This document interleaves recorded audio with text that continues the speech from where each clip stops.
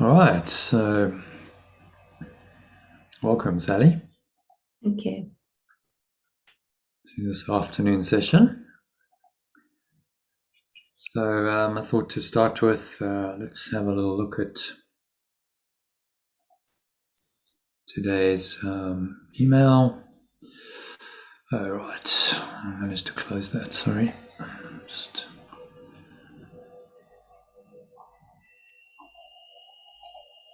get that up, okay.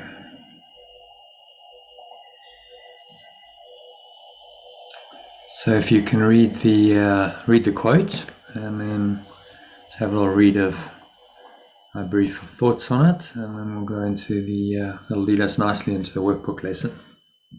Yeah. Here's the quote. Forgive others, not because they deserve forgiveness, but because you deserve peace. By Jonathan Lockwood Huie. Okay, and then just some thoughts on that. Today's quote is another succinct summary of what forgiveness will do for you, and also tells you how you can motivate yourself to forgive. At first glance, this quote won't seem very spiritual or noble at all.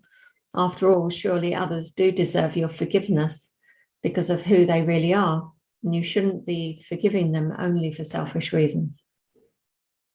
But if you pause to ponder the quote, you'll appreciate its deep wisdom. Trying to forgive others never works because you are perceiving them as others. So the belief in separation or ego is still the foundation of your perception. Shall I keep going? Yeah, any thoughts on that? Yeah, I've never really got forgiveness because no one's done anything to me. So it's, yeah, it's just the letting go of it, isn't it? It's not about them done something to me. It's, yeah, well, if you try and forgive someone, it sort of implies that there's someone else, number one, that someone's done something to you to hurt you or harm you in some way. And within that kind of construct, you can't actually forgive them. So you can try. No, well, I should be noble. I should forgive them. They're my holy brother. You can do all that. But in your perception, they still are real. It still happened, and they're someone other than you. So you're trying to forgive them from a dualistic point of view, which implies that separation is real. And what this is saying is, don't do that. Just forgive your own thoughts and emotions. Let go of your own thoughts and emotions that are causing you any kind of pain or distress, disturbing your peace, because that's the only problem. It's your own thoughts and emotion. So you're not really forgiving anyone. You're letting go of your own negative reactions towards them. That's all that's happening. That's quite a key understanding.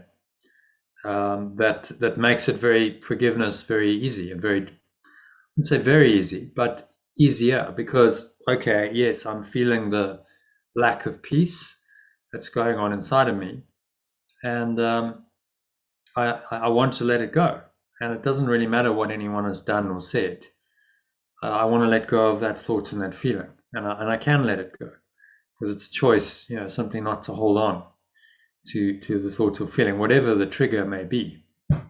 And so then it brings it very directly into something that's totally internal to you. It's not nothing external that you're forgiving, and that makes it much more doable, in a nutshell. So that's really what this quote is pointing to, is you deserve peace. So you want to let go, because yes, I want peace. I want to experience peace. I deserve peace, and these thoughts and emotions about whoever or whatever are disturbing my peace. And this is really what true forgiveness is. Not forgiving anyone or anything other than you. It's letting go of your own negative thoughts and emotions. Okay? Yep. Makes sense? Yep. It just is said in a slightly different way to how I feel it, but that's still the end result, is letting it go, isn't it? So how do you feel it? I feel like it's not there. Whatever anyone's done to me, it doesn't feel like them. I've just created it within me. But Yeah, well, that's true. So what they've apparently done to you is just a trigger, but ultimately that trigger is a projection of your own mind. You know, that's what this teaching is saying. So you take it back and say, okay, I'm feeling the disturbance of my peace, but actually this is a setup. I've set myself up for this. And so it's all me. It seems to be external, but I projected it, I perceive it as real, and now I'm causing myself pain and suffering. And the way out is simply to let go. When I drop my perception, I drop that interpretation of the situations. You know, someone's done something to me, then I can start to forgive or let go of the thoughts and emotions, and then the projection mechanism stops as well. If I keep doing that, I'm actually stopping the projection of these things outwards, and so then what will tend to happen is I stop creating those kinds of situations because I've let it go. I'm saying I don't choose. I don't choose to punish myself anymore. I don't choose to disturb my peace. Um, but it starts. You can't really let go of projection because it's happening at an unconscious level. But you can let go of perception, of a faulty perception. So that's why the whole focus of Course in Miracles is change your perception, because that will automatically change the projections. Via this quantum field, and you know exactly how that all works, we can't say, but it does seem to work. That when we change our mind, then you know what we create tends to change. But perception is where the rubber meets the road. So we'll just focus in on any misperceptions and ignore, you know, feel them in that these are yours, your thoughts, your emotions, and therefore you can let them go because they're not anything outside of you and they're entirely under your control. What you choose to think and feel about anyone or anything is up to you. So that's what this quote is really pointing to, is that kind of the letting go of any thoughts and emotions that are disturbing your peace, rather than trying to forgive someone or something outside of you, which actually really doesn't work. I don't know anyone who's ever done that successfully. I forgive you. What does that mean? What it actually means, if in truth, is they've managed to let go of some of their own wounded feelings and are feeling more at peace with it. That's interesting because I was like visualizing, kind of feeling into how I do it. And when somebody is unforgiving, they're really focused on the other person, aren't they? They're not in connection with their own feelings. So they're that person has done that thing wrong that makes me feel bad, rather than just being completely letting go of the vision that there's another person there and going within and going, so yeah, all right, so that's in me. Where's that in me? Finding it, accepting it, yeah, and then letting it go. Yeah. So an acknowledgement is of it first. You need to acknowledge it, and then say, okay, I'm aware that my peace is disturbed. I'm aware that I'm angry or upset, and I feel that briefly, and then now I make another choice. So, well, I don't want to feel this way. I'd like to have peace instead. I know what peace feels like because I've experienced it before. So, you know, I choose peace. I can let this go. You do a practice like meditation or breath work can help to just restore your mind to peace. You use a workbook lesson, usually use some kind of process to just help you let go of that interbulated state. Restore your mind to peace. And you can only do that if you bring it internally. As soon as you project it out onto someone else and say, oh, well, it's them that's done it, and you focus on that, well, there's no resolution there because you can't fix that. You can't change that. You can't change the past. You can't change what they've done. And so this is how the ego works. It's trying to convince you that the past is real, that the sins of other people are real, therefore the guilt is real, therefore the upset caused by the guilt is real. and therefore there's no way out. You're going to just be upset forever. And so if you hold to the ego's perception of it, then you are going to be upset. And anytime you think of it, it kind of gets buried underground. But anytime you think of it, you're going to feel that emotional charge again. It's going to come up again. And so that's sitting then resident in your subconscious, just waiting to be triggered. And of course, the more of these, I think in the East, they call them samsaras or samskaras, whether it's Buddhist or Hindu. They call them, these are the impurities, the thoughts and emotions that really make up this idea of karma. But you now have all of this going on underlying, and then if that's deeply in your mind, you will then tend to project situations out, create situations that then trigger that. So now you get caught in the, why is this always happening to me? Why do I always get people who treat me unfairly? Well, because you have a program where you're still angry at someone who treated you unfairly, and there's all this resentment. And that program will tend to recreate more of itself. And the only way out is you've got to change your perception of that situation, and start saying I'm responsible. Whatever was seemingly done to me, actually I set myself up for it. So I projected it on one level, which I'm not aware of. It was unconscious, but that's how this dream works, and I'm perceiving it now as real, and I'm setting myself up for upset if I don't see that there's that connection, that I've actually created this for myself. But as soon as I do start to see that, and I just acknowledge it within me, it's okay, what am I feeling now? And who's suffering now? Ramana, the enlightened sage I talked about, he just used to ask people who suffers. So who suffers then? Who is it that's suffering? Is that entity actually real, or is it an invented false self-concept in your mind that's suffering? And whenever you suffer, then that self-concept gets strengthened, because suffering strengthens it, makes it seemingly real. So this is why the ego is addicted to suffering, because with suffering and pain and all this resistance, then this false self-concept gets strengthened, and you believe in it more.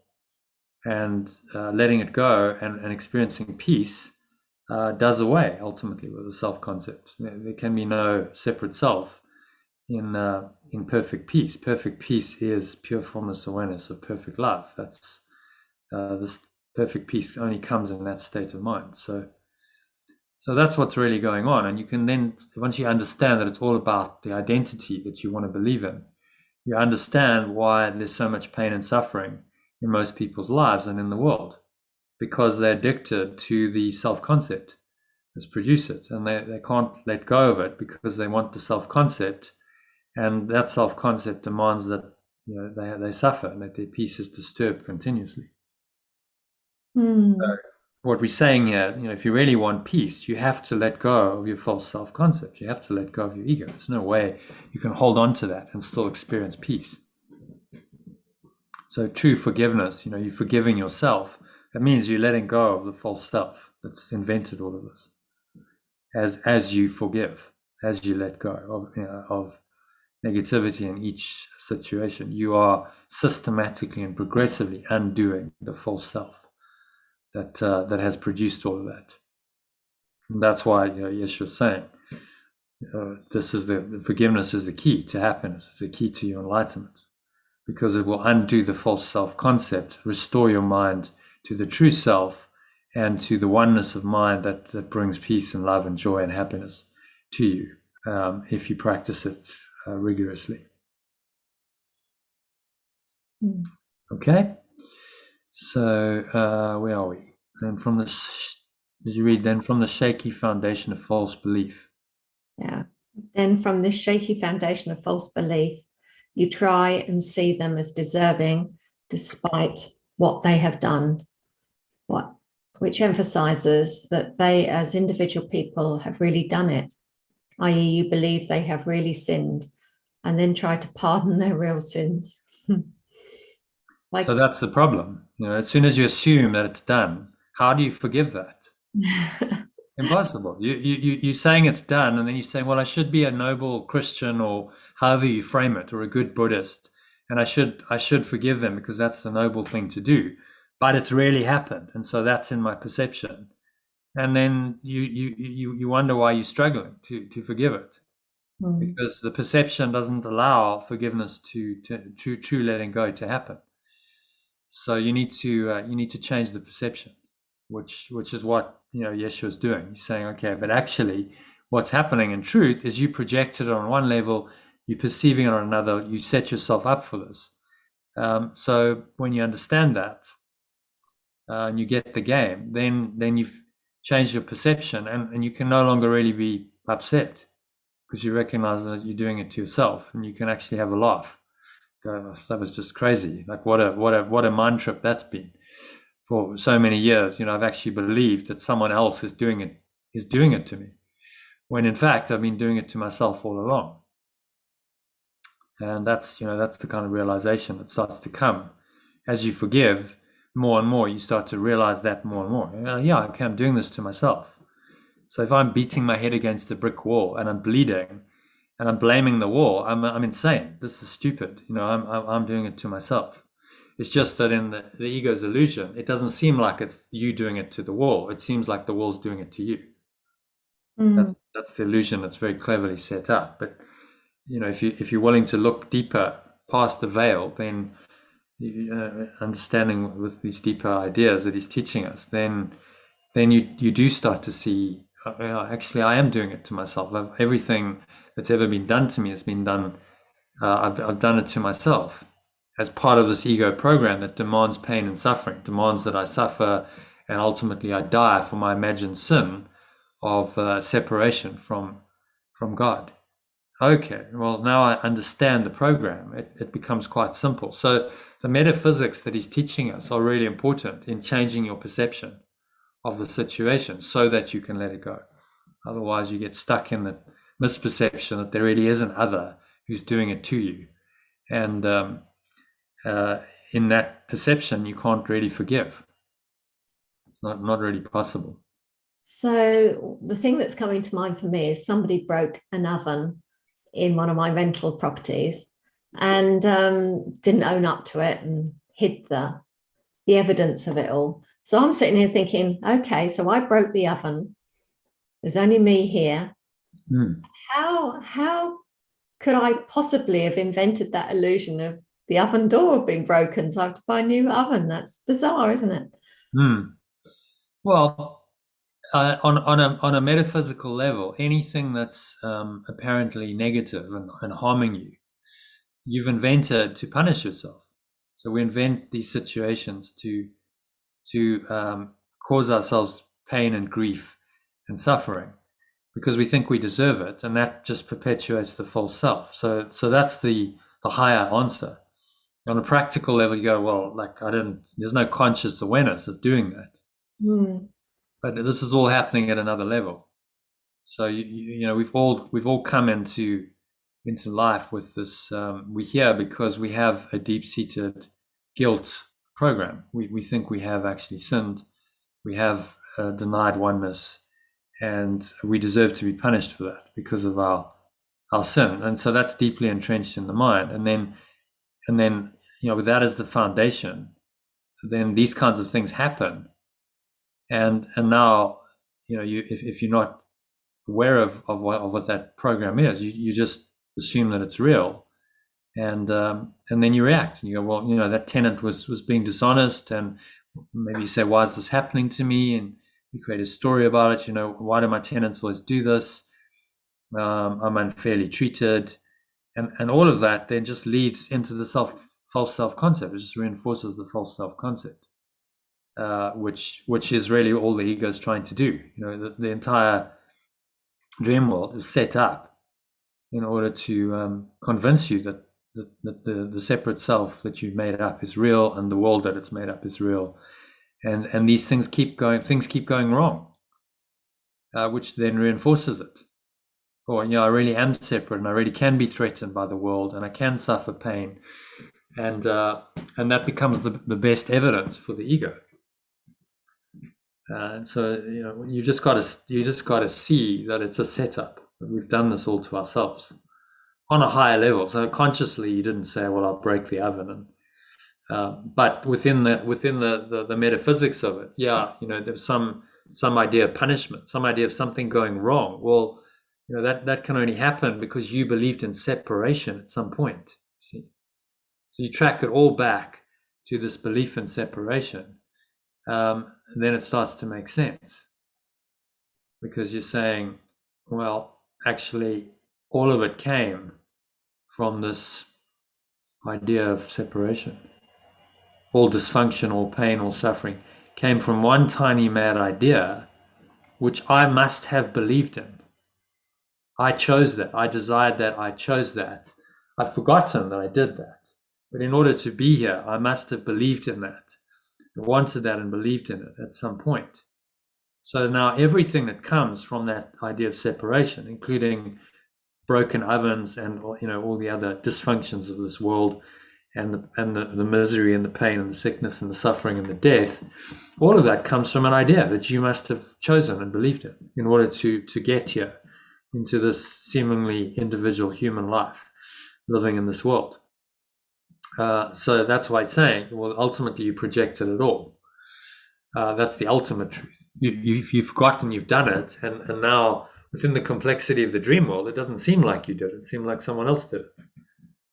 But the higher picture is, well, actually, we did it all to ourselves. The moment we decided to separate, then we really said, yes, I choose all of the pain and suffering and dysfunction of this world, because it's inherent in that original belief in separation. So it's always going back to that first principle and saying, well, I'm responsible because I believed in separation, and I actually wanted separation. Now I realize that I can choose to change my mind. So in the situation of the oven, instead of getting angry with the person and thinking there really is another person, feeling resentment and anger, which just perpetuates this thought system of accusation, blame, and attack that is part of the idea of separation, I can correct it. I can say, okay, well, I did this to myself, just like you said, and this really makes no sense to have done this to myself. So I let it go. I simply don't want this. And actually, in truth, I never really did it, right? Because none of this within the construct of separation it really happened. So it never really happened, even though I'm dealing with the consequences of it, apparently in this illusory world. In truth, it never really happened. And if I can accept that, then I've done the kind of radical forgiveness that Yeshua is asking for. And I can only be at peace. If it never really happened, then peace is inevitable. There's nothing to disturb my peace.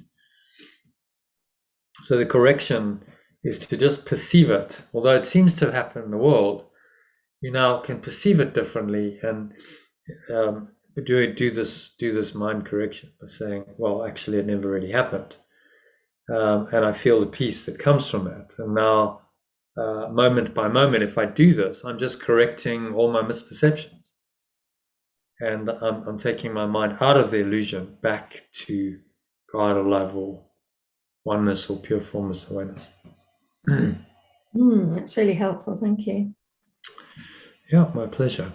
Okay, so let's go back here. Where are we?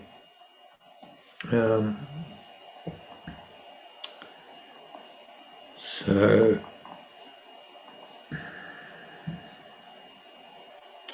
we've talked about the shaky foundations of the ego, the false belief, where it becomes impossible. The ego makes the sin real and then says, we'll forgive it. And of course, you can't, because it's in your perception. It's sitting there, and it's like, well, as long as you made it real, your mind is going to really struggle to let it go, because in your mind it's real. So that's the ego's plan for forgiveness, is to make things real and then try and pardon them, which is never going to work. Which is, of course, what it intends. It'll give you a plan of forgiveness as long as it doesn't work, because if true forgiveness would undo it.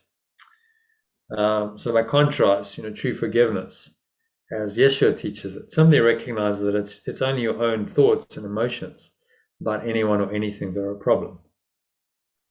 And if they're disturbing your peace of mind, then you're making yourself suffer by thinking and feeling them. So it brings it back to, well, what do I choose? And I'm choosing right now to interpret the situation in a way that's causing me pain and suffering. So let me stop it. I'm doing this to myself, irrespective of what anyone else did. It's always my perception of the person and situation that's the problem.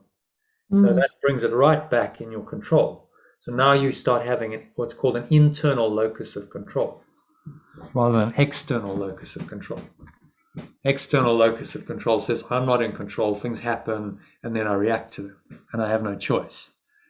I get angry because this happened. That's putting the control outside of yourself, which is really the definition of being a victim.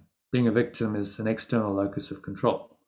Life is controlling you, and you believe that you have no choice. As soon as you simply recognize that, well, it's in my own perception. Everything is in my own perception, and I have 100% control of my perception. It's up to me what I perceive, even in extreme situations like Viktor Frankl in concentration camps and Yeshua in the crucifixion. Those were demonstrations of the principle that you can control your perception no matter what, even in the most extreme situations.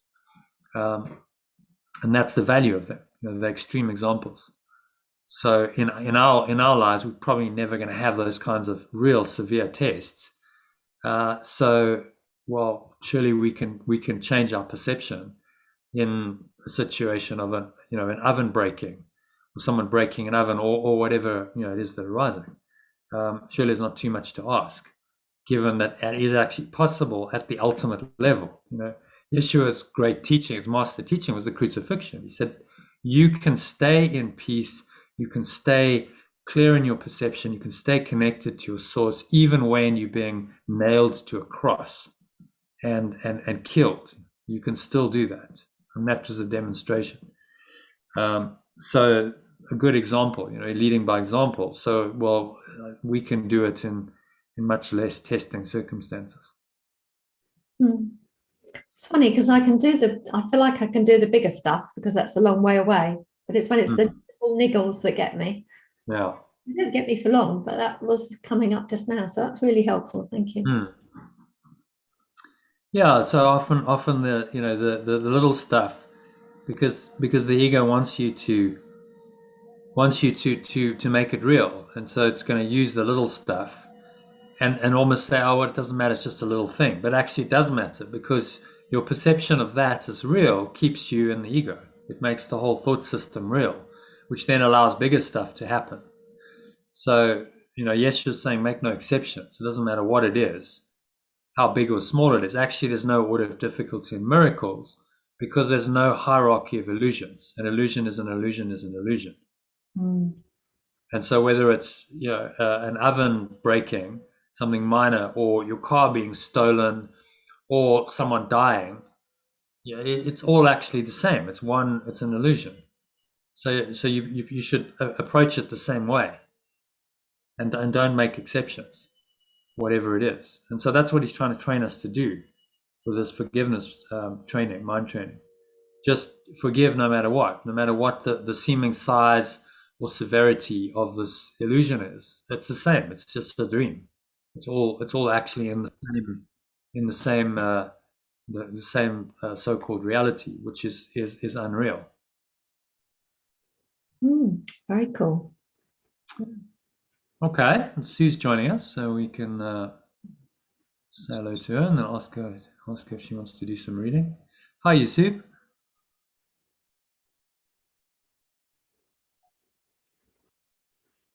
Ask her to unmute. Okay. Don't know what's happening there. All right, we'll just continue. Hopefully you can join us soon, Sue. So by contrast, okay? Yeah, that's where we are. By contrast, true forgiveness recognizes that it's only your own thoughts and emotions about anyone or anything that are a problem.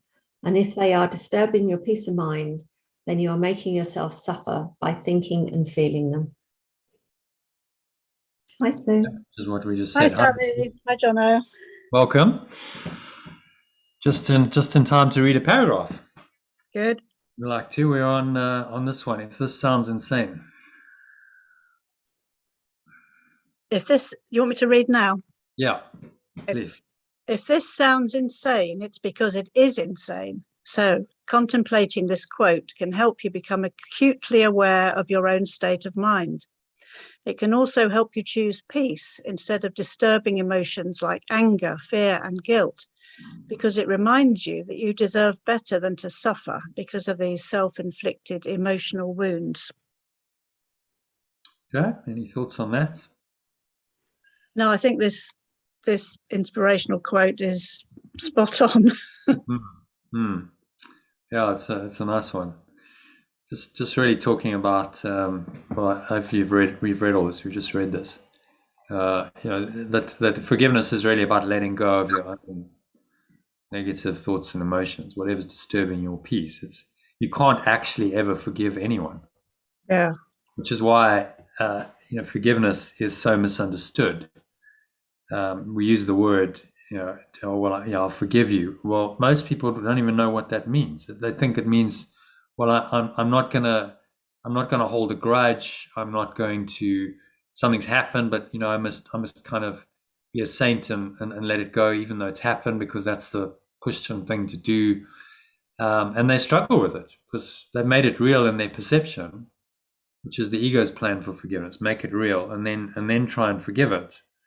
And then try and let it go. But you've just made it real. Whereas this is somebody saying, well, actually all that's going on is I've set myself up for an experience of negativity that's disturbing my peace. And I've done this to myself because it's my own projection. And I can change it because my perception is under my control, 100% under my control. And now you become, you have an internal locus of control and you can let go of anything. So it doesn't matter what's happening. You still have the choice to remain at peace, and that's really what Yeshua is training us to do. Whatever's happening, you still have that choice. And spiritual advancement is really just the willingness and the ability to make that choice. So yeah, okay, it's up to me. I can change my mind quickly now and not hold on to these negative feelings. The quicker you can do that, the easier you can do that. That's the barometer of your spiritual progress, really. It's the quickest way back to peace. Yeah, it's the only way back to peace. What other way is there? You have to let go of your own negativity. So however you do that, some people might go and meditate or go for a walk, but they're doing a practice then that is helping them to let go of the thoughts and emotions that are interpolating them. So that's why it's working. So it's the same principle of you're just letting go of what's in your own mind. These lessons we're working with and this teaching on forgiveness that Yeshua's given us is just direct. He's saying, well, become aware of their thoughts and emotions, bring them into awareness, and then understand that you set yourself up for it, that you are choosing to experience these. You chose to project it on a level, though that doesn't seem to be conscious, and then you chose to get upset by it. So you chose to engage in this deception, self-deception. But now that you're aware of that, you don't have to continue. You can just drop the thought, drop the emotion. When you really see the deception, I think that's why the metaphysics are important. So he goes into the metaphysics and he talks about projection and perception and how the dream was formulated, and goes into this whole descent into hell. Because then once we understand it, the mechanism of it, then we just go, well, that's just ridiculous. I can no longer believe that something or someone external to me can cause me upset, because I understand how this whole construct works. And I understand that ultimately I'm setting myself up for it. And then forgiveness becomes, by default, you just let it go, don't you?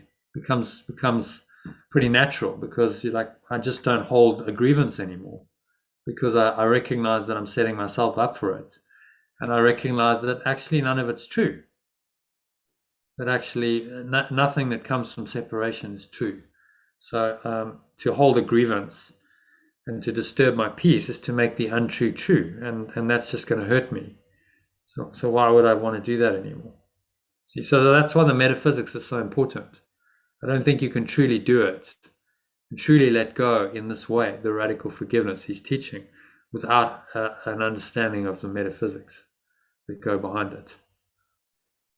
Which is why we study, both the workbook and the text, because the metaphysics he largely deals with in the text.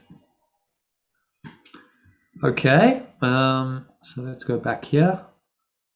Just the next paragraph, Sally. And when you experience the peace in applying this quote to your life can bring you shouldn't have a problem feeling motivated to forgive ever again. This ability to motivate yourself to forgive is essential if you're going to practice forgiveness or letting go regularly, and ultimately make it the default way you handle any challenging situations, as Yeshua states clearly in the Course in Miracles. And then, do you want to read the quote? But me? Yeah, thanks. Increasing motivation for change in the learner is all that a teacher need to do to guarantee change. Change in motivation is a change of mind, and this will inevitably produce fundamental change because the mind is fundamental. So he's talking about, just as a teacher, increasing the motivation of your student to learn. Because if you have a motivated student, then they're going to want to learn the curriculum. And this then produces the fundamental change. So a lot of what he's doing in this is actually just trying to motivate us to learn this thought system. He's instructing us in the teaching, the metaphysics and the practice of it, but he's also trying to motivate us, encourage us to do it. He's saying, this peace that you will experience is what you really want. The peace, the love, the joy, this is why forgiveness makes sense. He's not asking us to do it and not have any change of mind and change of state. He's saying it's going to bring you these, great gifts, the gifts of God, as he calls them in today's lesson. And so this is the motivation. Then. Well, yes, I'd like to experience more peace. So that means I must let go. Once he gets us to make that connection, and he keeps strengthening and saying, yes, I want peace, I want love, I want joy, and the only way to achieve that is through this process of forgiveness, this kind of forgiveness, radical forgiveness, true forgiveness. Then we become quite motivated. Okay, well, all I have to do to have really deep peace in this world and ultimately transcend it entirely and just remain in perfect bliss for all eternity. I'm pretty motivated to do that once I understand that this is what he's offering me. Then, why wouldn't I forgive? I would surely want to forgive or let go in this way at every opportunity, because I understand the benefits very clearly. And so part of this course, as he says here, is to increase the motivation of the learner, so that we'll willingly go, yes, I really want to learn this, I'm really motivated, and I'll spend the time on it because I'm motivated to do it. Okay, any thoughts or questions about that? Yeah, I'm very motivated to feel peaceful. Yeah. Yeah, well, you even chose it as your name, which is amazing. So so from Sally Pain to Sally Peace. I think that's brilliant. There's an autobiography in there somewhere. Yeah. From pain to peace. So yeah, just one more paragraph, and then we'll go into the lesson. Sue, if you can read that for us. Therefore, applying today's quote to increase your motivation to forgive is enlightened self-interest that will also benefit others, because they will experience your peace directly due to an interaction you have with them, or indirectly via the one mind we all share. Okay, so he's just that's just making the point that this is enlightened self-interest. So by finding peace yourself, you then spread peace. You cannot spread peace if you are in an interbulated state. So marching for peace, the fight against war, these kinds of things we see in the world, it's insane. How can you fight against war? I was listening to, I don't know if you listened to that talk I posted the other day by that Australian lady on rest. Did you listen to it? 16 minutes. It was a TEDx talk, and she was talking about rest. And did you listen to it? Did you clock right at the end? The only thing that was, the last 30 seconds, she spoiled it. Did you notice that?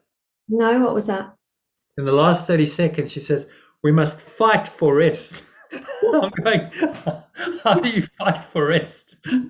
We must fight to be at peace. Like, okay, no, you just kind of missed the point there.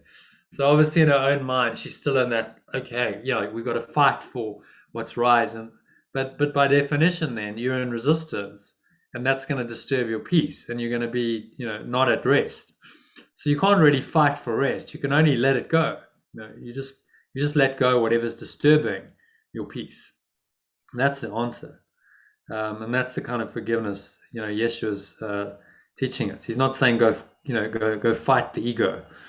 He's somebody saying just let it go, and find the peace in your own mind. So whenever the negativity arises, you just look at it and say, this isn't true, this isn't real. I can just drop this. If I fight against it, then I'm making it real, and I'm in duality, I'm in conflict, and my peace is disturbed by definition. So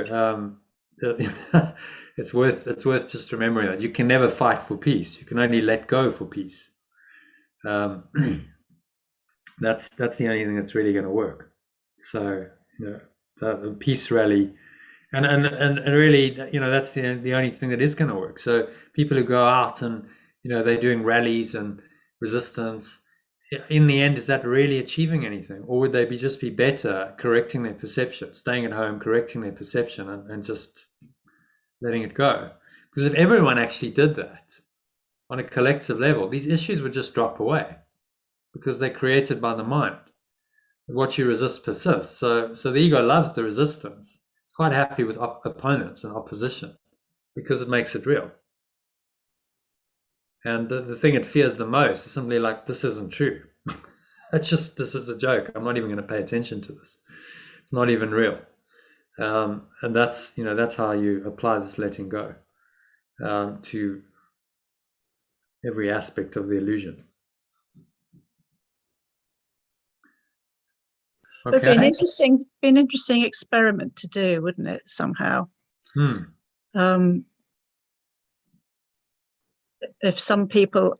you've got two people fighting together, really fighting together, and then everybody around them lets go of the idea that they're fighting. No. See if they stop. I'm almost certain that they would. The research, they've done some studies on the effect of meditation, for instance, on sort of a collective consciousness. There was a whole city. There was a transcendental meditation conference in the summer of 1992 in Washington, D.C. And there were something like 4,000 quite advanced meditators who descended on the city, and they were meditating for hours a day. So they predicted, based on previous studies on a smaller scale, that crime should drop in Washington, D.C. by the percentage that they'd seen in other studies, and there was 25%. And they asked for the Washington, D.C.'s police department's cooperation in doing the study. And they were a bit like, well, fine, we're doing these stats anyway. We do monitors, so yeah, we'll give you the stats. And the police chief was like, it's gonna have to snow in the middle of June for this to happen.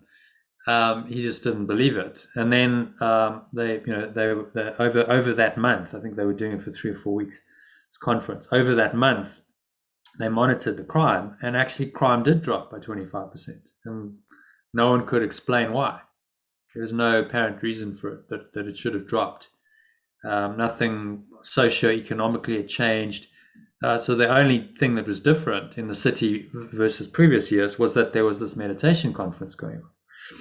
So, there's some evidence there. Now, skeptics go, oh, well, that doesn't prove it. But how else do you explain it? And given that they had, similar results in other studies. So they were letting go in peace.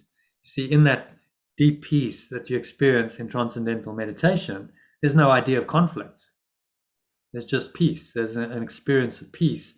And with so many people doing it, it affected the quantum field, the morphic field, as Rupert Sheldrake calls it. And then just by kind of osmosis, criminals are less violent. They're not as, there's not that agitation that's causing the crime.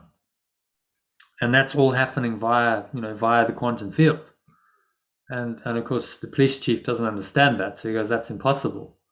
But if we're all one mind and we're all connected, then it makes complete sense that people experiencing more peace, they naturally then have let go of the idea of conflict. And conflict and crime go together. So then the crime stats reflect that.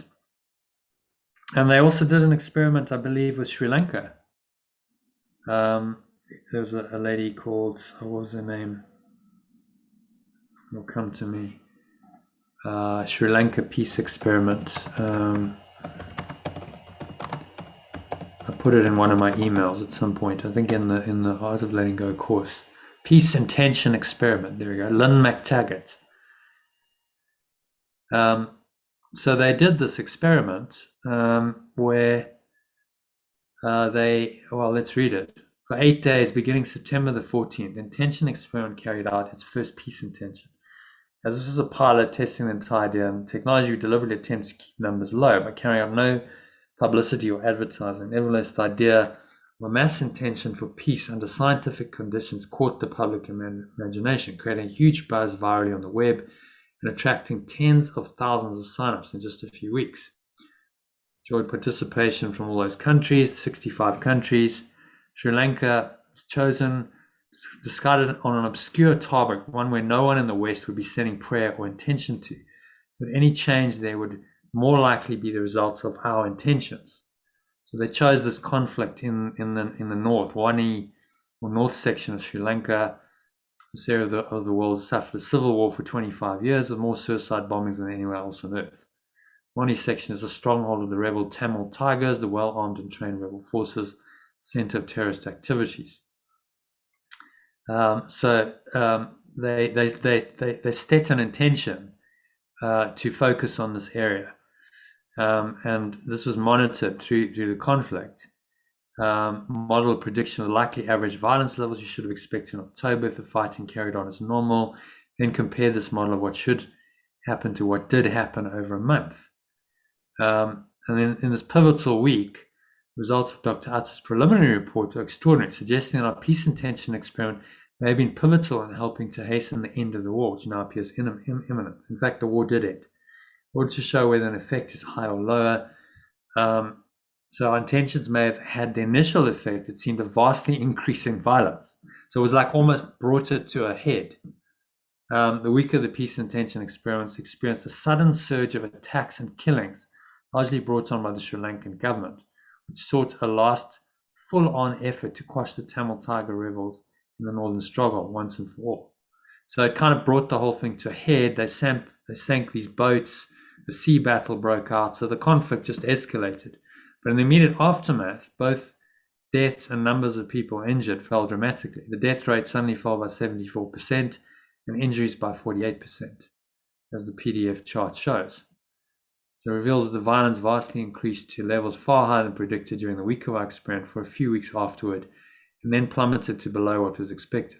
In fact, the violence was the highest it had ever been over the entire 2-year period during the very week of our experiment, Or is that an accident? You have to wonder.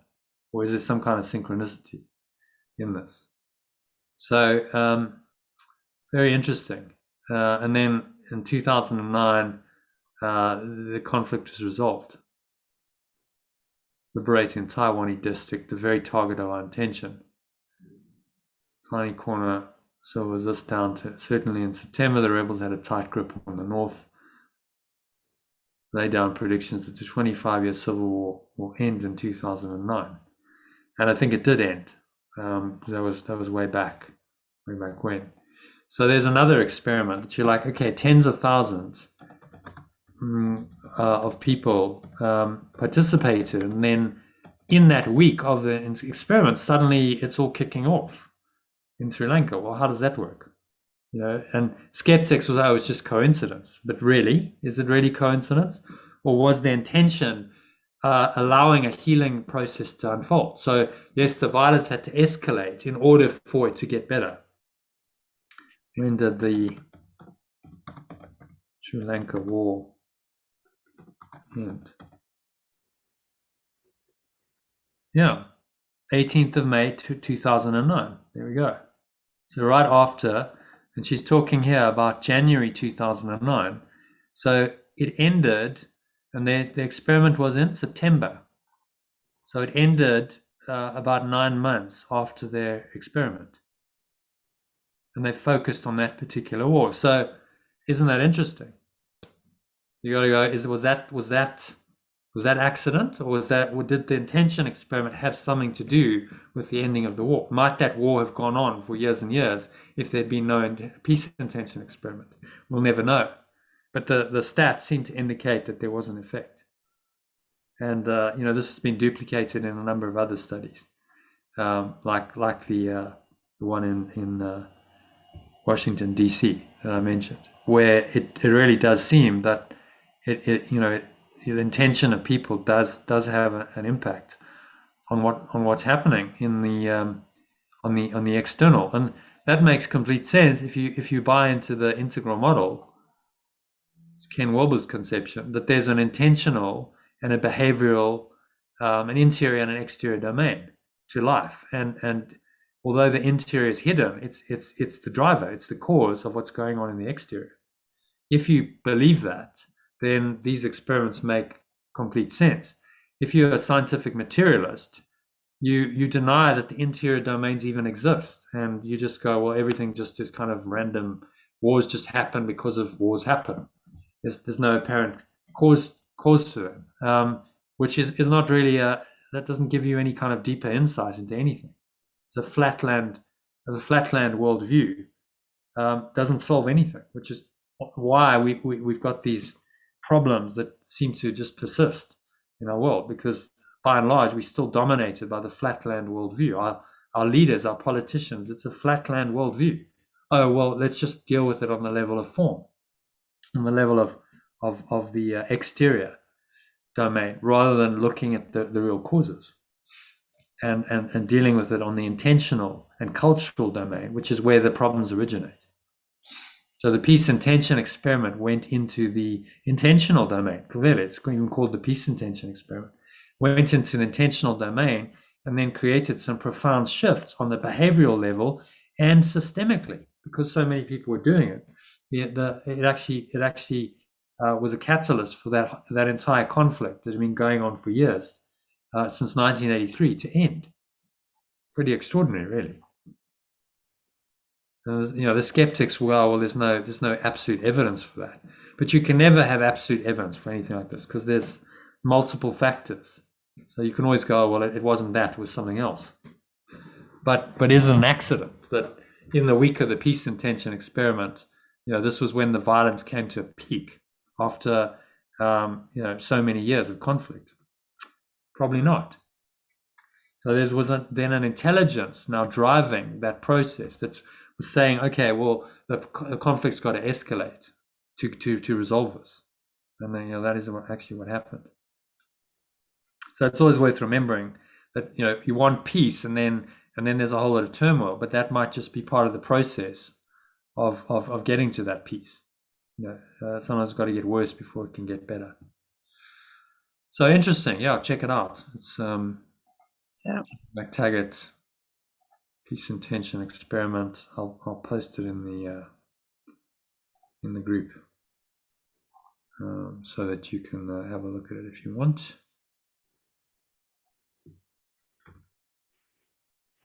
Yeah, I'll post it after this. Where are we? Yeah, so I think that brings us is that. Oh, actually, this would be useful to do.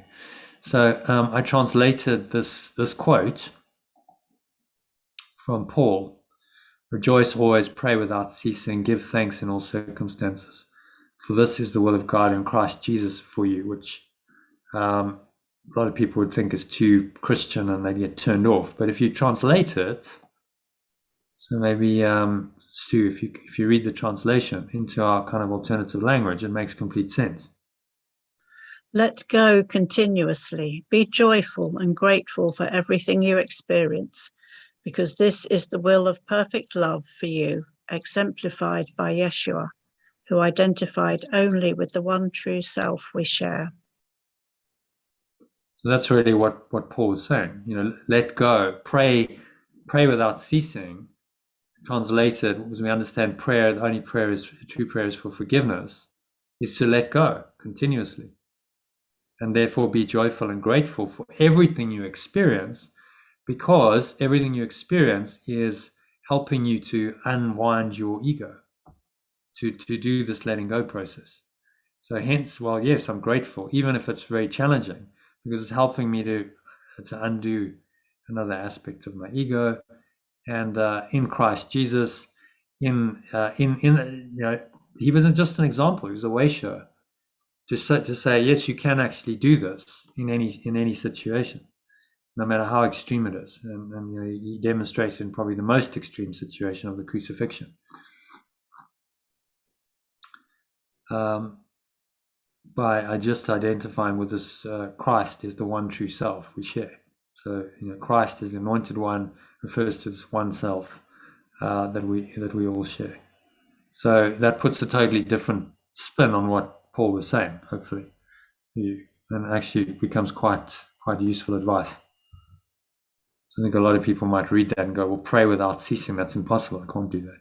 Can't sit in prayer all day. But you can let go continuously. As things arise, you can let them go. And that's, in fact, exactly what Yeshua is asking us to do with the workbook lessons. It's a continuous letting go process. He's saying every hour, remind yourself of the lesson to help you to let go. So doing Course in Miracles is to then pray without ceasing, doing the workbook of it. Okay. So any ideas, comments, questions on that, or should we go into the lesson? I used to run a peace group, and for about 10 years we used to go around meditating in various places, cafes and restaurants and local, just in the town sort of areas. First, people were really keen to have us in their cafes because they thought that stopped the waitress tripping over and arguments. But then after a little while, they realized that the customers were not moving on. There wasn't the turnover. So they were sitting with a cup of tea for about 2 hours. Wow. Okay. I let that one go, but it's quite interesting. It was interesting. Yeah, because you changed the field of energy in that restaurant or coffee shop, didn't you? Yeah. So now people are feeling less stressed and less rushed, and want to just kind of pause and take time and then the behavior on the exterior levels, then they'll take more time. Then they're not going to rush off. So interesting. So that affected the entire restaurant. Yeah, but it wasn't a business model for them. No, because it doesn't meet the ego's requirements of more is better. But actually, if you'd had someone in life, they might have gone, okay, well, this could be really interesting. I could get a little niche going of meditators and attract a whole different kind of energy here, spiritual community, and maybe there's a business model in this. And call it the Peace Cafe. Yeah, exactly. Peace Cafe, and you can come, and there's a meditation room, and we host meditations, and we don't kick you out. You can linger over a cup of coffee if you want to. However, we'll just maybe charge you an entrance fee. It's like £5 to enter, and then you can stay as long as you want, or something. You work out a business model that could work. So there would have been a way if someone had really been, but it probably just didn't fit the normal the normal paradigm of a coffee shop owners. Right, quick turnover, get them in and out in half an hour, 45 minutes, turn the tables so I can get someone else paying. And to dislodge that mindset would require someone with a little bit more of an expanded consciousness, I guess. Saying, yeah, actually, this I'd like to do this because peace is important, and I like the energy. Instead of all, you go into some coffee shops and it's just so noisy and busy, and it's like there's no rest there. Actually, to have an environment where it's just actually you go and it's very restful and peaceful, and no one's running around frenetically is quite nice. There would certainly be people attracted to that. Yeah, certainly the noise levels went down. You'd go in there and there'd be clattering and banging, and we'd sit there, and close our eyes, and we'd go into the state, and gradually the noise levels would come down, so it's really quiet. Yeah, so interesting. So that's a group of people, a handful of people, just affecting the entire field of energy. About 8 or 10 of us. Yeah. And how long did you meditate for, Sally? Did it on and off over a 2-hour period. Okay. We tried going to churches and hospitals and places like that. Yeah. But you couldn't really measure it. You couldn't really. The hospital didn't want us inside the building. We could only be outside the building. It was an interesting 10 years, of experimentation. Yeah. So you did your own peace intention experiment, really. Yeah, sort of. But how to measure? That's the thing, isn't it? If you really want to prove it on a 3D level, Well, I don't think you ever can, because people go, well, maybe it was you're meditating for 2 hours, so over 2 hours, there's a fluctuation in things change in a coffee shop. They have busy times, and then after an hour or so, if the peak hour is over, then it's going to get quieter. So there's always another explanation for this. I'm sure you'd have skeptics challenging this peace intention experiment, saying, well, actually, this was all random. There's no connection. So it's very difficult to prove. But you have a sense, don't you? Ultimately, it's do you believe this or not? Do you believe? And if you believe, then you'll see the results. You'll see evidence for that belief. And if you don't believe, you'll also see evidence for what you don't believe. The ego of the Holy Spirit will show you evidence according to what you want to believe. That's how it works. So all right, let's go into the lessons. I'm just going to bring up where are we? Lesson 122. I'm going to do it in here, so we can actually have a nice document at the end of this. Forgiveness offers everything I want. Is the key idea. So we translate that. How would we translate that? Letting go offers everything I want. Yeah. Letting go offers everything I want.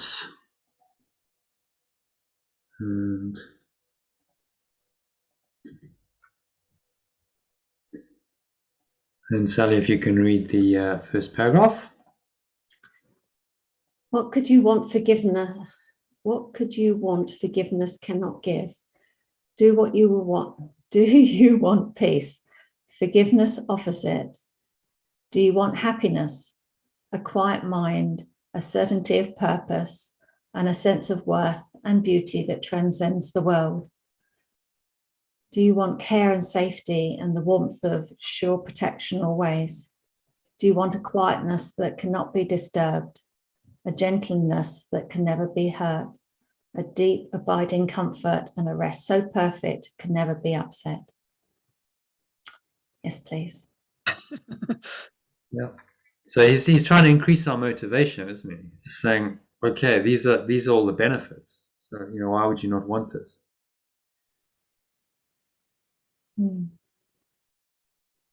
So it's a nice way to start it. In terms of translation, anything need to change there, do you think?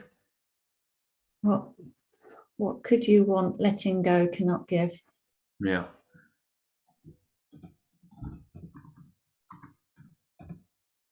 Letting go offers it. Could we make it a bit clearer by saying, what could you want that letting go cannot give? Yeah, it doesn't quite make sense, does it? Yeah.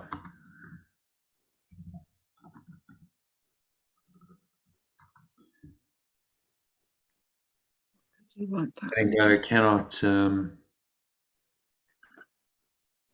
give or cannot bring you. It cannot Provide. Yeah. So we just stick with give. What do you think? Provide. Letting go cannot give, cannot offer you, cannot provide. Yeah, I think provide. Okay. And then letting go again. Yeah.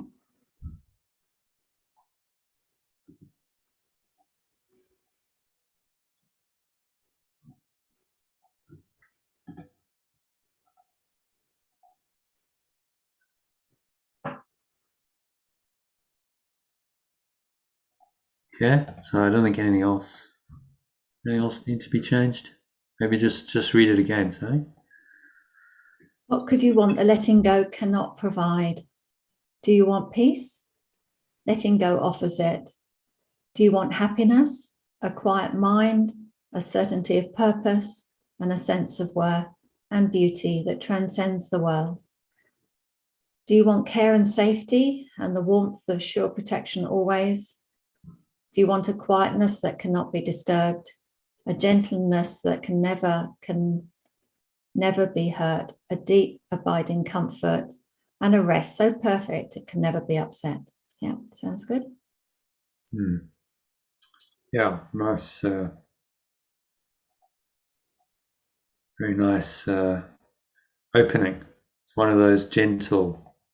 He has the stick lessons and then the carrot lessons. This is a carrot lesson. Say, this is here are the benefits basically of doing this. Okay, so number 2. See if you want to read that. All this forgiveness offers you and more. It sparkles on your eyes as you awake and gives you joy with which to meet the day. It soothes your forehead while you sleep and rests upon your eyelids so you see no dreams of fear and evil, malice and attack. And when you wake again, it offers you another day of happiness and peace. All this forgiveness offers you and more. Okay, just do a little translation. So all this letting go offers you and more. Oops. All this.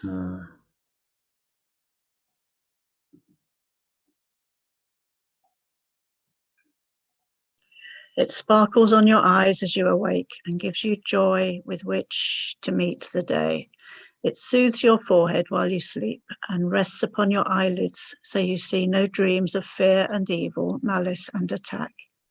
And when you wake again, it offers you another day of happiness and peace. All this letting go offers you and more. Okay, any thoughts on that? So he's reaffirming what we get when we let go, when we truly let go. The illusion. Yeah, he's increasing our motivation for change. Saying, there's some serious benefits here. to doing this? Do you want this? Well, then forgiveness is the way. Well, letting go is the way. And he sees that we won't see the dreams of, the ego dreams and the illusion of fear and evil, malice and attack.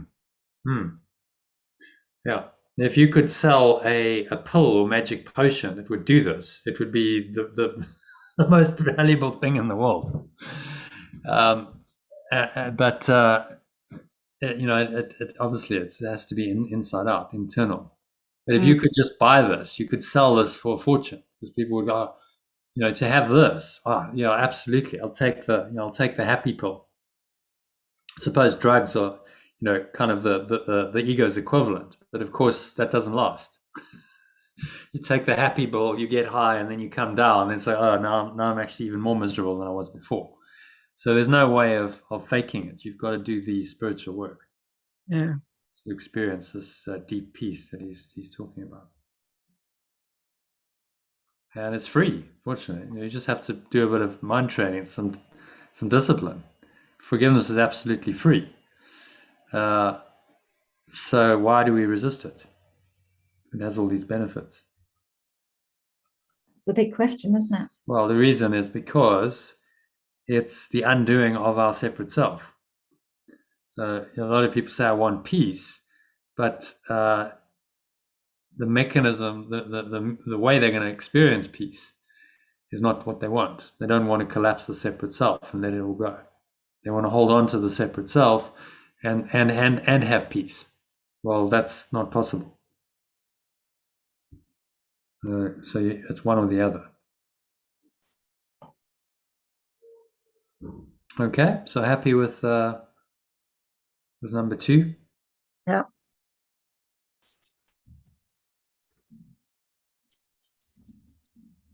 Sally? Forgiveness lets the veil be lifted up that hides the face of Christ from those who look with unloving eyes upon the world. It lets you recognize the Son of God and clears your memory of all dead thoughts so that remembrance of your Father can arise across the threshold of your mind. What would you want forgiveness cannot give? What gifts but these are worthy to be sought? What fancied value, trivial effect, or transient promise never to be kept can hold more hope than what forgiveness brings? Okay, bit of translation there. So forgiveness for letting go, but I don't know about Christ and the Son of God. I've not come across that in the translation game yet. Haven't you? Okay. Did you? Sally doesn't do the evening sessions where we do the text. Oh, right. That's we get a lot of that in the text. Maybe you can help her out. See. Okay. Christ. What's Christ? The face of our source. No, it's not our source. The face of, oh my goodness, I can't remember. You're a bit rusty. I am, yeah. I haven't done it for a while. Shall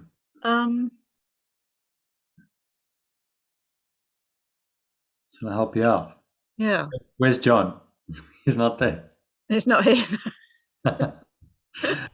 Hides the face of Christ is really your true self. It's the one true self. So it hides the face of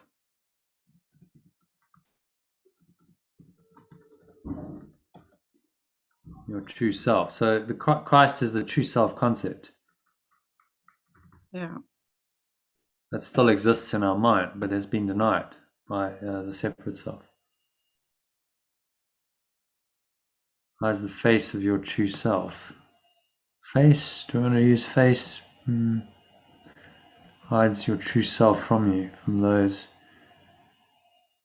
Well, I think it is your face, because it's your face that they look at, isn't it? The unforgiving eyes. Yeah, I mean, he's talking about the face of Christ. So it's a kind of not a literal, it's metaphorical. The face of Christ, hides maybe the identity. What do you think?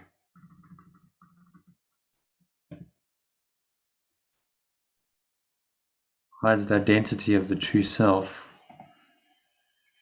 the one self.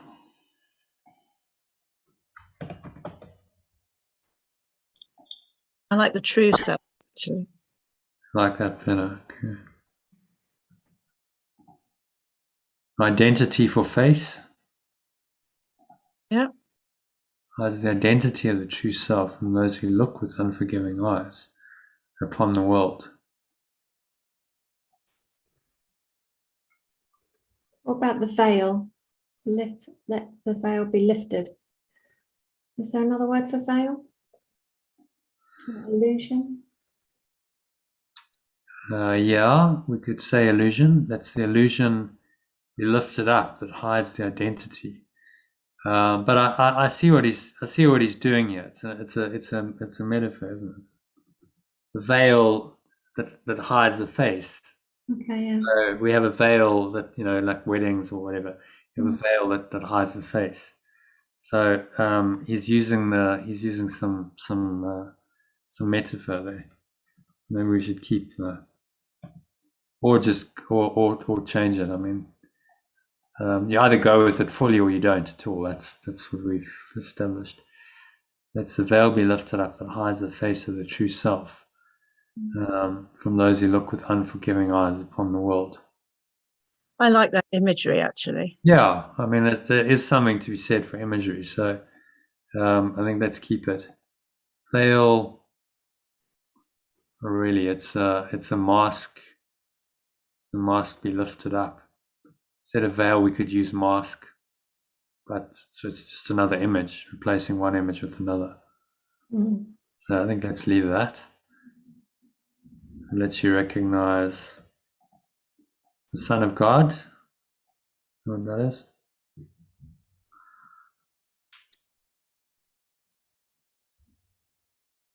Sally, any ideas?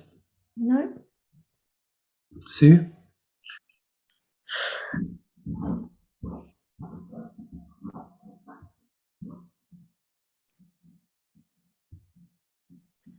Well, it's the extension of formless awareness, is it? Yeah, Son is extension, and generally just say, because it's an of, full name for God is pure formless awareness of perfect love, but if you have two ofs, then it becomes clumsy. So the extension of perfect love.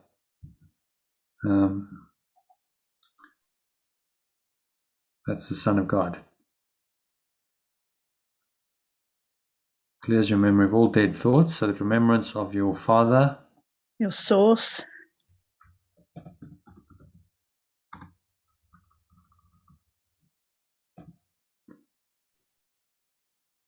can rise across the threshold of your mind. What would you want? Letting go.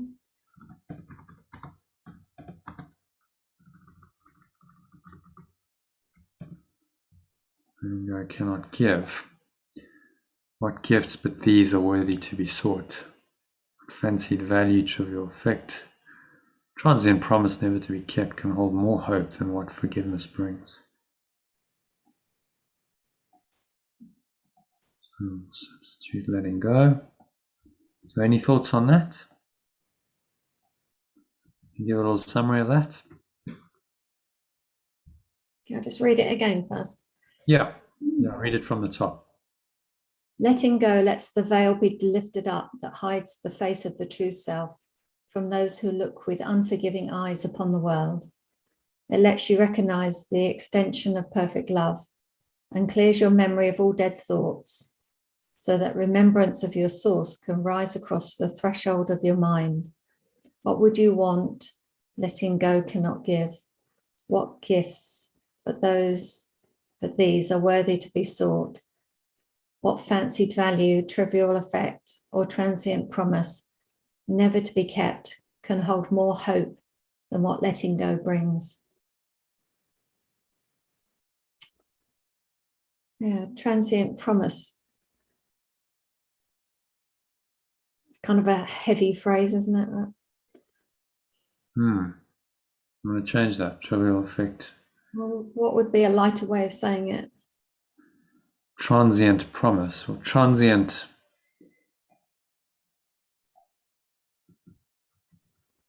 Transient means temporary.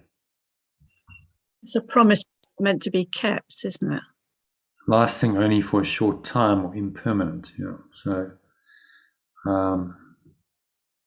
impermanent promise, if you want, means the same thing, but there's two P's there. Maybe that sounds better. Impermanent promise. Yeah. What fancied value, trivial effect, or impermanent promise? Yeah. Yeah, got quite a nice ring to it. Dated, doesn't it? Yeah, I do like the veil and the face thing. That does make sense now you've talked about it.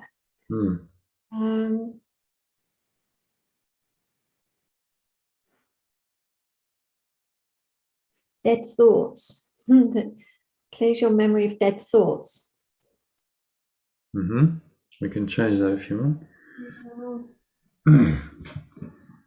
What would be the alternative? What do you think? What is a dead thought?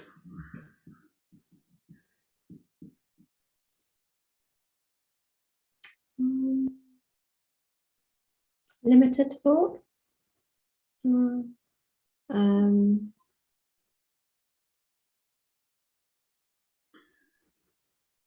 Ego thought?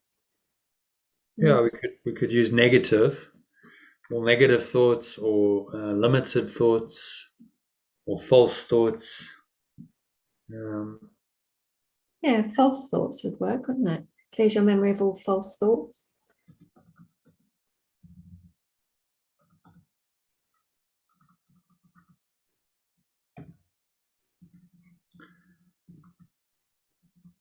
The remembrance of your source can rise across the threshold of your mind. Okay, an imagery there could make it simpler. Can arise in your awareness. If you want to take away the imagery, just make it simpler. What do you think, Sue?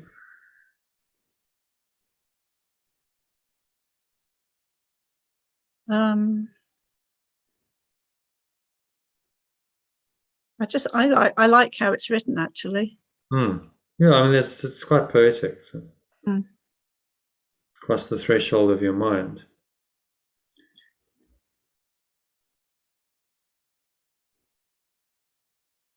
There's some poetry there. I mean, it's really just your awareness he's talking about.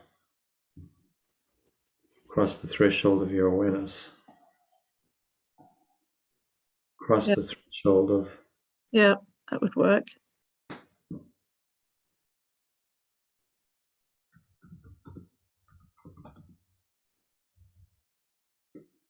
Cross the threshold of your limited awareness. How about that?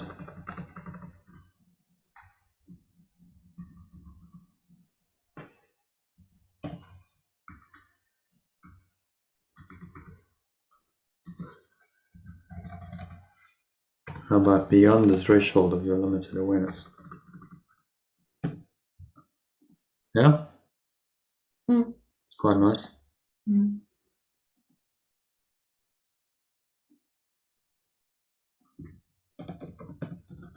Limited thoughts?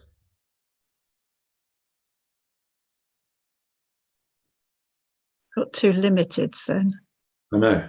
I did that intentionally. Do you think that's too much? Yeah. Limited thoughts, limited awareness. Keep this false.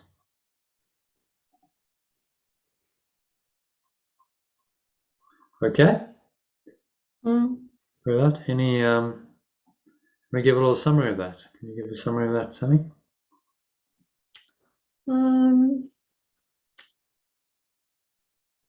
Letting go of all false thoughts so you can be aware of source, true awareness, true self.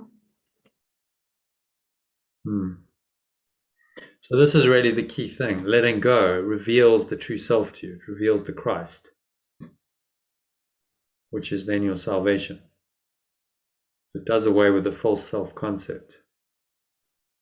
And these gifts that he's talking about, love, peace, joy, contrasting them with the gifts of the ego. What fancied value, trivial effect, or impermanent promise never to be kept can hold more hope than what letting go brings.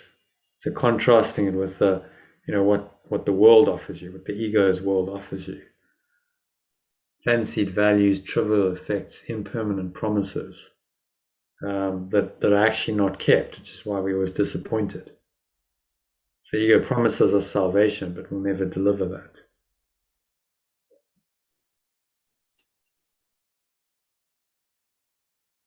Okay, happy with that? Yep. Why would you seek an answer other than the answer that will answer everything? Here is the perfect answer given to imperfect questions, meaningless requests, half-hearted willingness to hear, and less than halfway diligence and partial trust. Here is the answer. Seek for it no more. You will not find another one instead. Okay.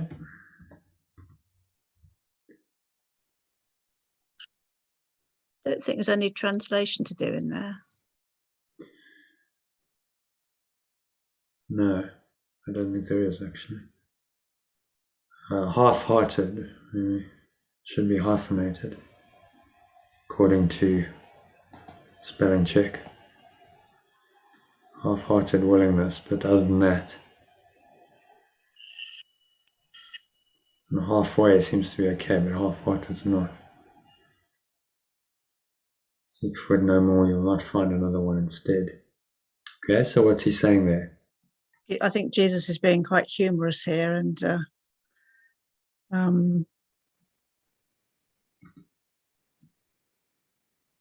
sort of calling us to action. Like, this is the answer. Letting go is the answer. There's nothing else to do. Why are you still asking silly questions, not being diligent and being wayward? There's only one thing to do, and that's letting go. So stop, this mad seeking for an answer, other than the one that will answer everything, which he's giving you. This isn't a mystery. He's giving it to us absolutely straight. And yet, still we seek. A couple of people from your group, Sally, have said, "Oh no, well, I'm just doing so many courses. I've got I can't tell you." I'm like, okay, but you got to focus. That approach is probably not going to work because you've got multiple things going on. You're not focusing on any of them, doing any of them properly, and distracting yourself, diverting your energy. You're much better off focusing your attention and energy on one good path. That doesn't have to be a Course in Miracles, but given that they know about the course, just focus all of that time on one way. But this is how the ego works often. It keeps people seeking for the answer somewhere outside of them, and that answer, if they're now spiritual, is it's somewhere else. It's in the next course, it's in the next technique, it's in the next workshop, retreat, or whatever. Interesting, isn't that the name of the group, Spiritual Junkies, which is this is quite interesting. So it's really about seeing on one thing. All very well to go and shop around in the sort of spiritual bazaar, but at some point you got to people who make progress focus on one path, and they choose a path and they go deeply into that, and so then your progress is in going deep, not in going broad and picking up little bits of spiritual trinkets at the bazaar. That's not really going to work, because as he's saying, these trivial effects, fancied values, trivial effects, or transient promises, that happens in the spiritual world too. If it's not a deep, authentic teaching, you can get teachings that are promising a lot and actually they don't deliver, because at the core of them, they're still based on the illusion that somehow you can make this world work. And by following this, whatever teaching and practice, that somehow that's going to make your life better, and then you're going to be happier as a person in the world. And that's never going to work. Whereas the Course is saying, only this really deep letting go of the identity of the separate self through this practice of radical forgiveness is going to work. So don't look anywhere else, because nothing else is going to work. And I think the maturity that is needed to do the Course is just to say, yes, I'm actually ready to hear that answer, to hear the final answer, and not delude myself anymore into believing that the answer is somewhere else. And then, well, if I really believe this, or what he's telling me, then I'll just focus on applying it. Say, okay, I don't need to look anywhere else. The answer's right here. It's in this Course. It's in every lesson. All I need to do is practice it, practice to get better at applying this. So I'm not seeking anymore for the answer. I know what the answer is. And now my job becomes to apply that answer systematically and without exception to everything that I experience in my life. And that's when you start to make, true spiritual progress. When you just deepen into it and you go, okay, this is the path. I'm not looking anywhere else. Let me just master this simple idea of letting go, so hence mastering the art of letting go. If I can do that, then that's all I need to do. So the one thing we need to learn, as I said in the masterclass, one essential skill that you need to learn. The ego makes us very busy, doesn't it? And distracts us. And I had to give up a whole load of things to be able to do this program, because otherwise it would have just diluted it all too much. Yeah, you can't. There's only so much time, and also psychic energy. You've only got so much time and attention you can put into something like this. So you did the right thing. You said, okay, let me really give it a go for 3 weeks, because if it's not working after 3 weeks, you can always go back, can't you? But at least you gave it a full go, and then experience the benefits of it. And we're like, okay, well, this clearly is good, and it's going to work better than what I was doing before. So I'll stick with it. So your approach was exactly right, to like really just dive into it and immerse yourself. And sadly, too often people don't. They do a 3-week free trial and nothing really changes. They carry on doing what they're doing already. So you said, the benefit is limited.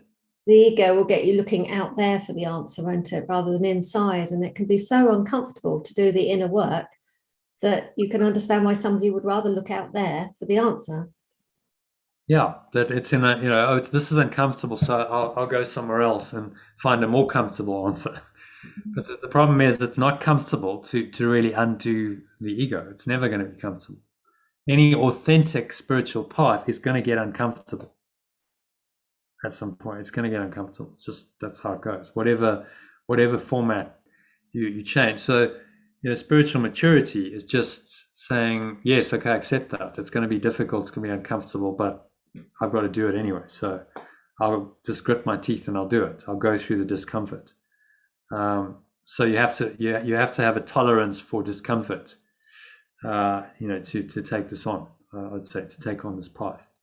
If you want easy, nice, well, there's going to be, you'll keep looking for something easy and smooth and nice where there's no challenge. Well, good luck. You're never going to find it. Because at some point you're going to have to face your ego, and that gets uncomfortable. If it's a genuine path, then it's going to bring the ego up. Yeah. Okay, happy with number 4. So number 5 is a 2. I think I did number 4. Yes. Oh, did you? Okay. Yeah, she had a really easy one. In a row. God's plan for your salvation cannot change, nor can it fail. Be thankful it remains exactly as he planned it. Changelessly, it stands before you like an open door, with warmth and welcome calling from behind the doorway, bidding you to enter in and make yourself at home where you belong. Okay. Okay. Translation. Pure, what is it? Formless awareness. So when it's hyphenated, We generally don't say pure formless awarenesses because it's a bit clumsy, so we just use perfect love. Perfect love's plan, which actually works quite well because you've got peace going on there. It sounds quite good. Yeah. And for your awakening cannot change.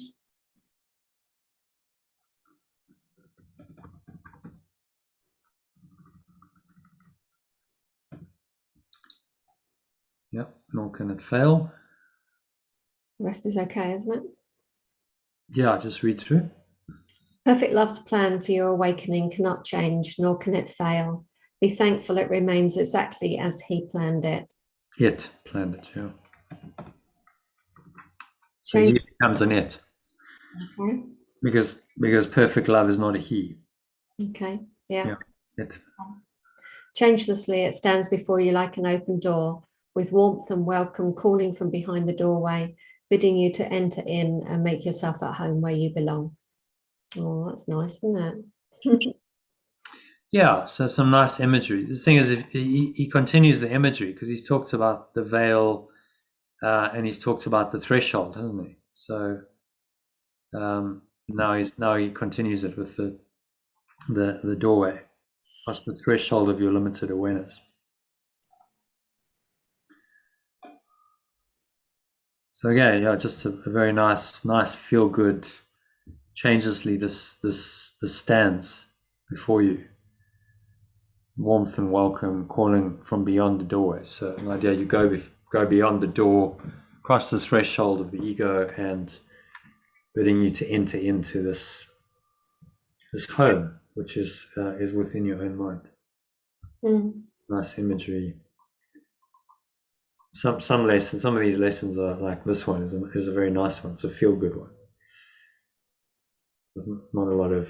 Sometimes he does the stick lessons, which are harder. I really like the changelessness of it.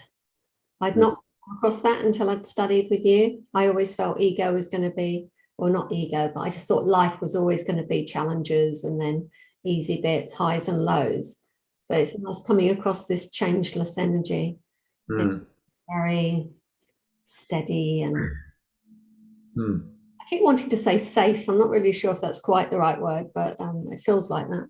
Yeah, he does call it safe. It does, doesn't he? But safe to me is like a little bit of an ego in there, isn't there? That not only ego knows that something's unsafe. So I'm always a bit hesitant of saying safe because that sounds like it's bouncing off that idea. But yeah, well, it's maybe invulnerable. So it's, again, all these words have an opposite seemingly. So you can always go, oh, well, invulnerable implies vulnerable. Safe implies unsafe. Peace implies, non-peace. That's how it goes in duality. But it's completely innocent. It's pure formless awareness. That's completely safe because there's nothing else. So there's nothing to be afraid of in pure formless awareness because it's one awareness. There's nothing else. There's no threat possible in that. So that's the changeless mind that he's talking about. But some of the words don't feel like they've got an opposite. Like peace to me doesn't feel like there's an opposite. Yeah. Peace doesn't have an obvious opposite, does it? So you'd say peace and war, peace and conflict, but it's a different word. We're safe and unsafe, vulnerable, invulnerable. Those have obvious, negatives. So, what we're trying to do is go into the state of mind of peace, of transcendent love, of joy that has no opposite. These are transcendent states with no opposite. And experience those. And then we come to realize experientially that there's no opposite to these. This is a changeless state. And you can actually rest there forever. You can stay in eternity in peace. And that is becomes a possibility to start with. And then the more you experience it, it becomes an actuality in your experience. And eventually you just merge into that peace because you want nothing else. So this peace is so intoxicating, so amazing. Why would I want anything else? And so you just immerse yourself in peace. And We know these gurus like Ramana, they just sit in peace for most of their life. There's nothing else to do. It's just so blissful to stay in that deep peace and joy and bliss that why would you choose to do anything else? There isn't really anything else to do. So that's at an advanced stage. In the meantime, he's giving us forgiveness or letting go as the training mechanism to get there. Mm. All right, happy with that paragraph. So moving on to the next one. Here is the answer. Here is the answer. Would you stand outside while all of heaven waits for you within? Forgive and be forgiven. As you give, you will receive. There is no plan but this for the salvation of the Son of God. Let us today rejoice that this is so, for here we have an answer, clear and plain, beyond deceit in its simplicity. All the complexities the world has spun of fragile cobwebs disappear before the power and the majesty of this extremely simple statement of the truth.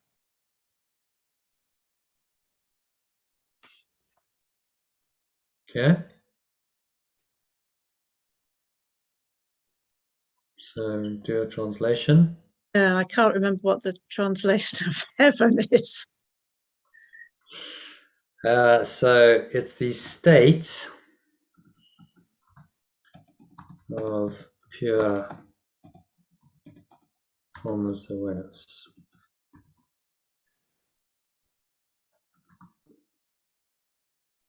When you are just in that state, then you're in heaven.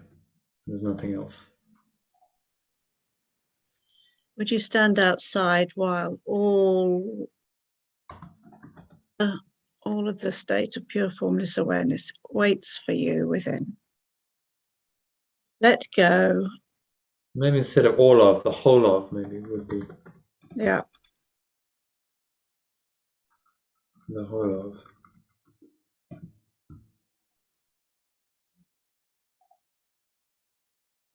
Forgive and be forgiven. Yeah. So let go. And be let go of. And maybe be released, I would say. Might work better. Yeah. Very good. Let go and be released. As you give, you will receive. There is no plan but this for the awakening of love's extension.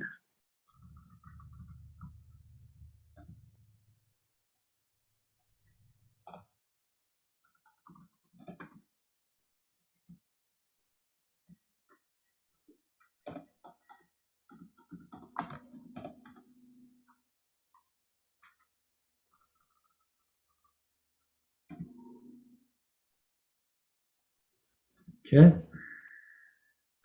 Let us today rejoice that this is so, for here we have an answer, clear and plain, beyond deceit in its simplicity. All the complexities the world has spun of fragile cobwebs disappear before the power and the majesty of this extremely simple statement of the truth. Yeah, I don't think that needs any translation. So again, he's extending this image of waiting on the threshold. Cobwebs, yeah. Threshold of heaven, actually.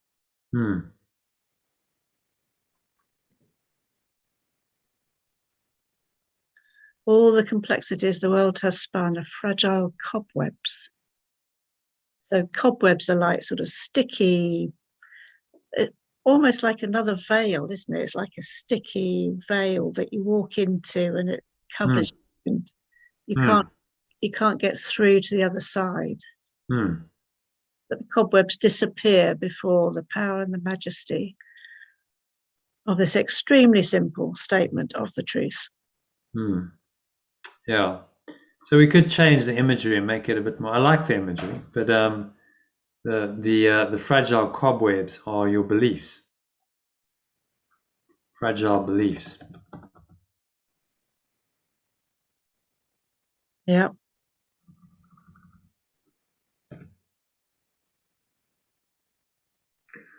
Complexity is the world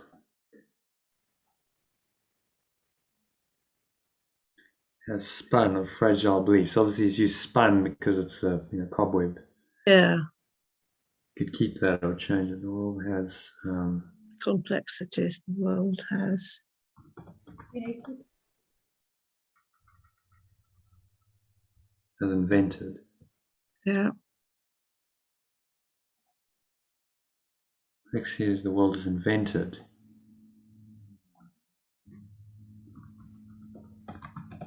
Based on fragile beliefs. Yeah. We'll keep fragile because actually the ego's beliefs are fragile. Yes, they're easily broken down. You start actually, questioning them. They break down. They don't sustain under any kind of interrogation. Which is why someone who's very invested in the ego is often very, very defensive. Gets upset very easily because their belief system is actually very fragile. Mm. Okay, so happy with that? Do you want to give a little summary of number 6? He's saying, he's asking the question, why would we wait, enter the state of heaven?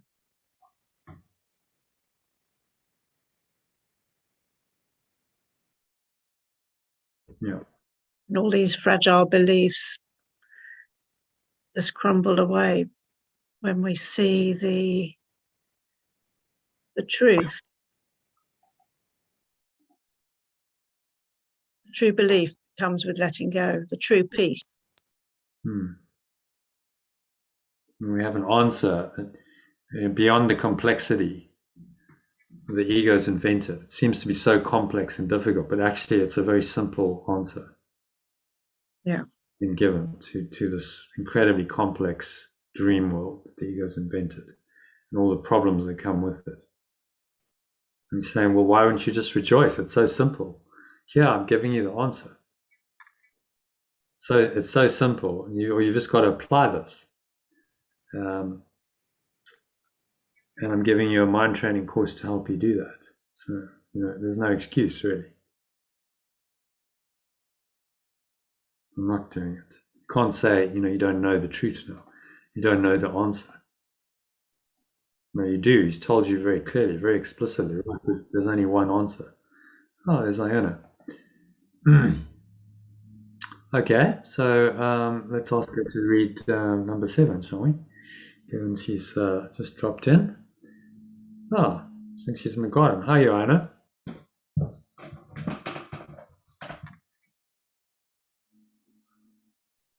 Where are you? Doesn't look like it's joining. Okay. So, there we go. Can you hear us? Yeah, I can. Yeah. Welcome. You're in your garden. Thank you. No, we're just stopping for a sandwich on the way down the road. So I thought I'd just listen in for 10 or 15 minutes. Yeah. Okay. Yeah, Kenneth? great. Welcome. How are you, Kenneth? Yeah, Looks like a lovely day there. it's so lovely. Oh, amazing. Yeah, just getting my fix of art of letting go. Yeah, fantastic. So do you want to jump in and read paragraph 7 for us? Wow. I don't know if I can read it from here. I'll just flip my phone. Here is the answer. Here is the answer. Do not turn away in aimless wandering again. Accept salvation now, or accept awakening now. It is the gift of pure formless awareness and not the world. Yeah, okay. We'll translate it as we go. Thank you, awakening. Yeah.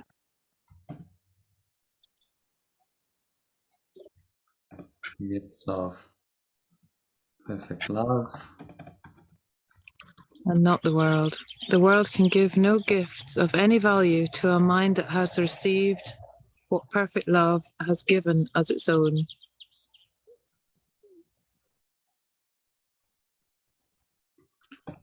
Perfect love wills awakening be received today. So that's the full name of God, pure formless awareness of perfect love, which we use. This is for Sally and Sue's benefit. That's what we use when there's no halves, or if it's just a straight God, and because there's 5 powerful pointers in that phrase. Pure formless awareness of perfect love. It's a powerful pointer to a state of mind that is transcendent, and it's in the name. So it's quite a long name, but it points you to this transcendent state quite well, I think. So that's why we use it. Okay, wills salvation, awakening. Be received today, and that the intricacies of your dreams no longer hide their nothingness from you. Okay, great. I'm going to read it from the top. Here is the answer. Do not turn away in aimless wandering again. Accept awakening now. It is the gift of perfect love and not the world. The world can give no gifts of any value to a mind that has received what pure formless awareness of perfect love has given as its own. Pure formless awareness of perfect love wills awakening be received today, and that the intricacies of your dreams no longer hide their nothingness from you. Yeah. Okay. Any thoughts on that? Well, following on from littleness and magnitude, that the intricacies of my dreams are just useless, pointless, of this world, but not of me, because I am pure formless awareness of perfect love. Here is the answer, and it's stop wasting your time wandering in the darkness, trying to find gifts and values from the littleness in the world. Yeah. So you can see how the text and the workbook really work nicely together. Oh, today it feels so amazing after 2 very, very solid days of just diving into the text. Yeah.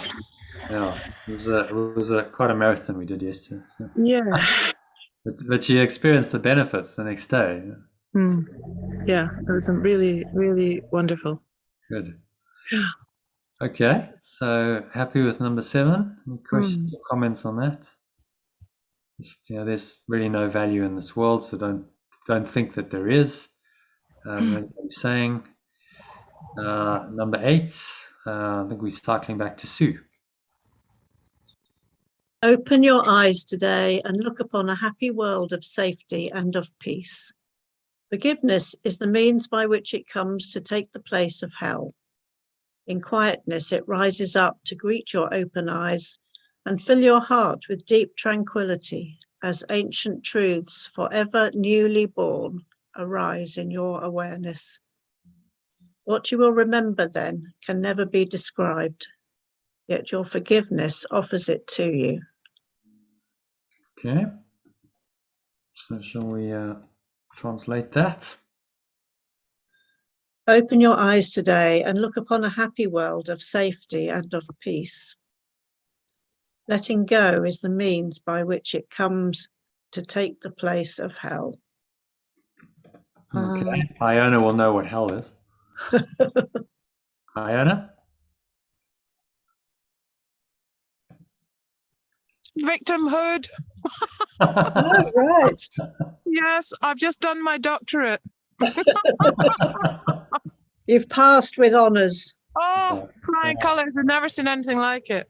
Well, so the last couple of days we had it because it was like, well, what's hell? It's like, well, it's actually victimhood. That's what it means. And actually it stands for, if you use it as an acronym, helpless, enervated little life. So it's the littleness that we believe in, and that's really hell. So we decided victimhood is much more descriptive than hell, because it actually speaks directly to your false identification.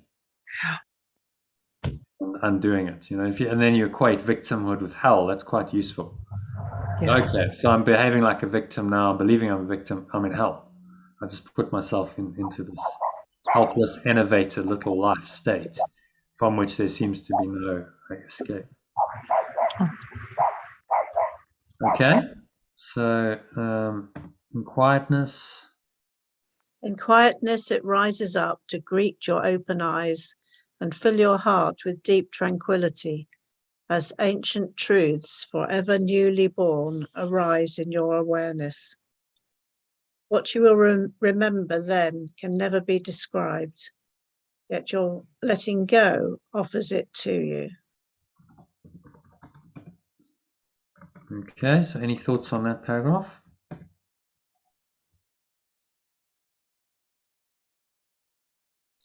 Well, when he's talking about opening your eyes, he's talking about seeing rather than perceiving, isn't he? Yeah. Rise up to greet your open eyes. So it's, again, a metaphor for opening your perception, opening your mind.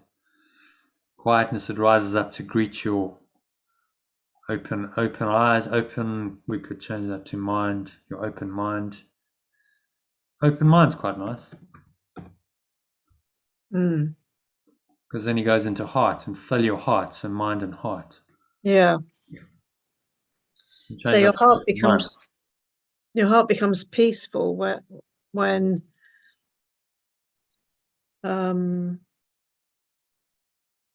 ancient truths, forever newly born, arise in your awareness. As you become aware of the truth of who you are, the truth of your being. And it's by letting go that we experience that. Yeah. Ancient truths, forever newly born. Maybe that needs some translation. I don't know. I mean, I understand what he's saying, but ancient truths that you become aware of, that you become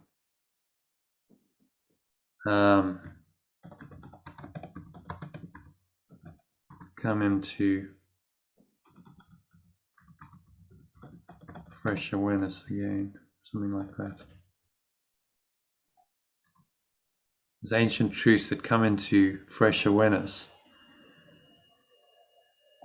Ancient truths arise in your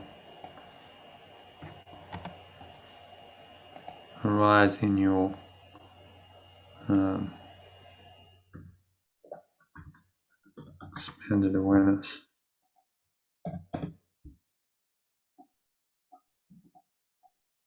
When you're open awareness. What do you think? Or should we keep the original? No, I think that's good. Simple. Yeah.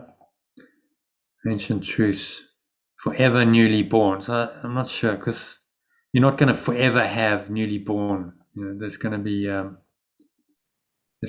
a point where they're not newly born anymore. You just reside in the knowledge of them.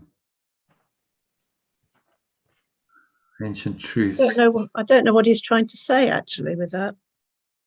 Forever newly born. Well, it's like these new. Maybe it's a kind of reference to eternity. Forever newly born. But born implies that born implies that they're now arising in your awareness. So it's a new ancient truth coming freshly into your awareness. But why forever newly born? Are they all going to forever be newly born? No, forever. Now we're talking about eternity. Well, in eternity, you just rest in a stable state, and the truth is a stable, changeless constant in your mind. So I think taking it out forever would be good. Ancient truths arise in your expanded awareness. Yeah. In your newly expanded awareness, something like that. Happy with that? Yeah. And then he's pointing us beyond what can be remembered, what can be described, beyond words. What you remember then can never be described, yet your letting go offers it to you. So he's pointing here to the state of revelation that is beyond words.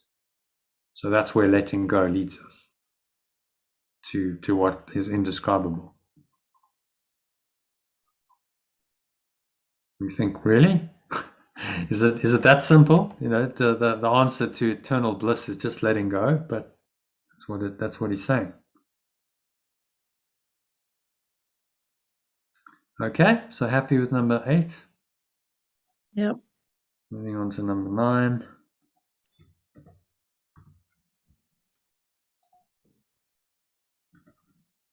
Hi, Iona. Okay. Bye. Thanks, Diana. Have a nice day. Thanks for dropping in. Are you going to join us tonight? We've got a session tonight. I think I may be moving a shed into a rather large shed into a transit van. I'll see how it goes. Right. What time are you on? If you can, join us at 8:30. Okay. Ciao. Right. Have a Cheers. nice afternoon. Thank you. Bye. Bye. Bye. Bye, Kenneth. Awesome. Okay, so remembering the gifts forgiveness gives. Remembering the gifts forgiveness gives, we undertake our practicing today with hope and faith that this will be the day salvation will be ours.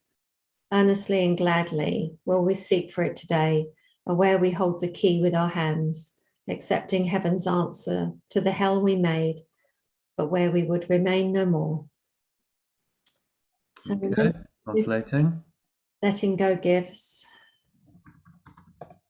We undertake our practicing today with hope and faith that this will be the day awakening will be ours.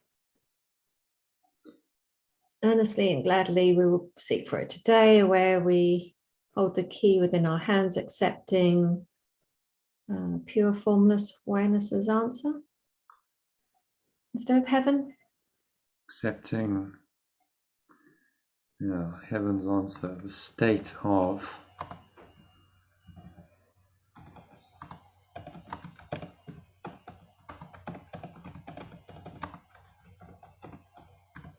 pure formless awareness, but then that's a bit clumsy. Accepting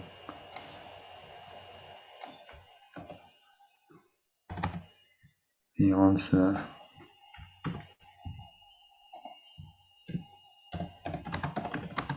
from the state of pure formless awareness to the hell we made. To the victimhood we made, or you keep hell.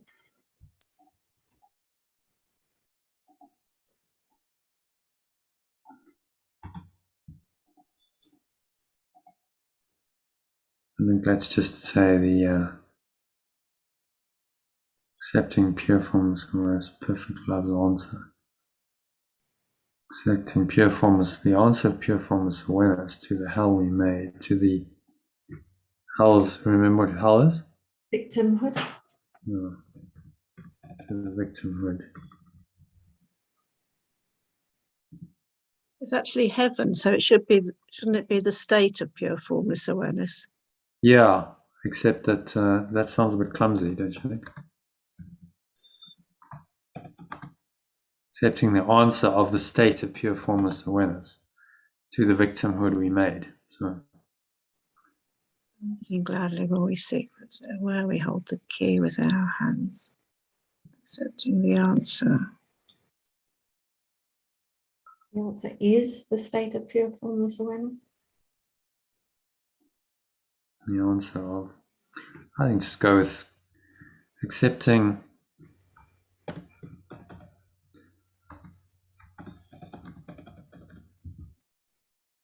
pure formless awareness of perfect love's answer.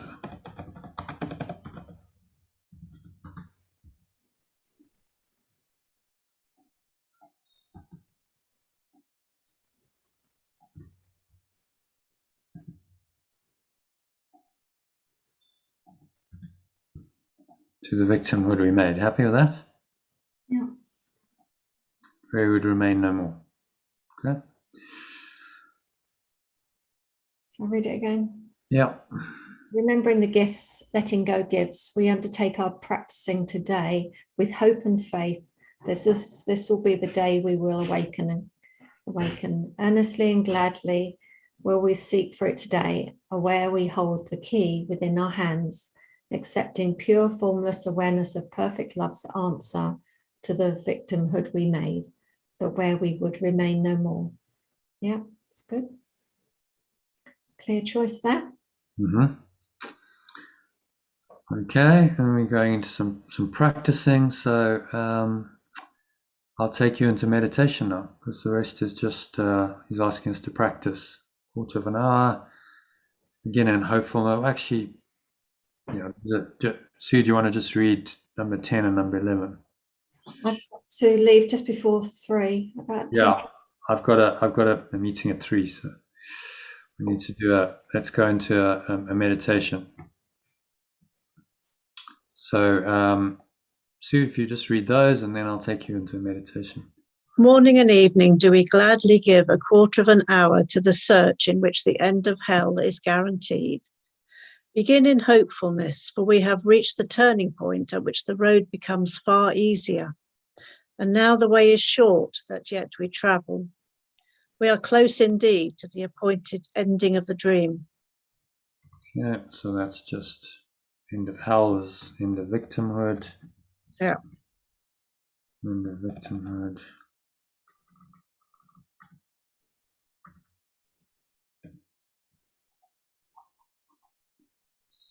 Sink into happiness as you begin these practice periods, for they hold out the sure rewards of questions answered and what your acceptance of the answer brings. Today it will be given you to feel the peace forgiveness offers and the joy the lifting of the veil holds out to you. Today it will be given you to feel the peace that letting go offers and the joy the lifting of the veil holds out to you.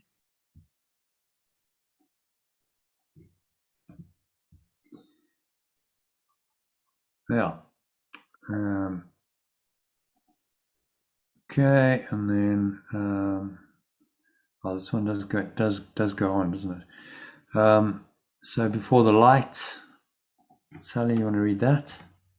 Before the light you will receive today, the world will fade until it disappears, and you will see another world arise. You have no words to picture.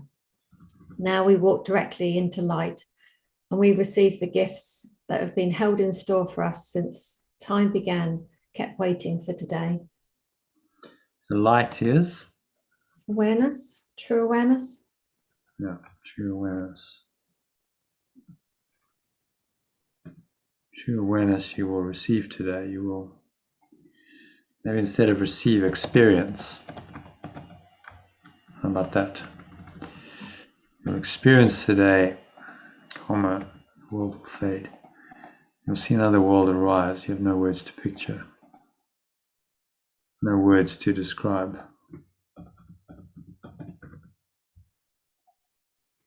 Instead of picture, I would say.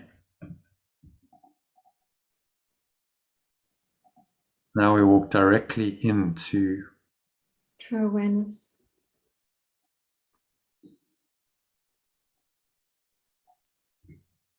And we will just pure formless awareness.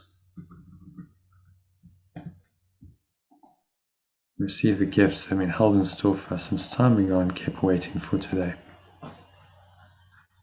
Okay? Happy with that? Yeah.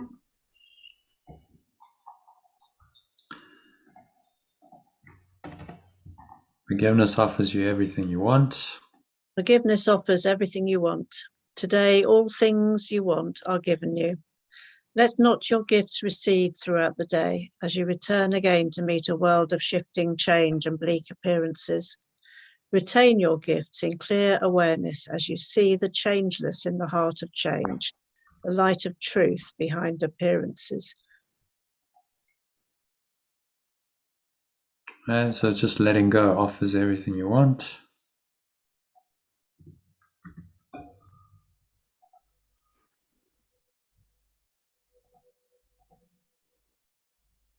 saying your gifts. See the changes in the heart of change, the light of truth, the awareness of truth behind appearances.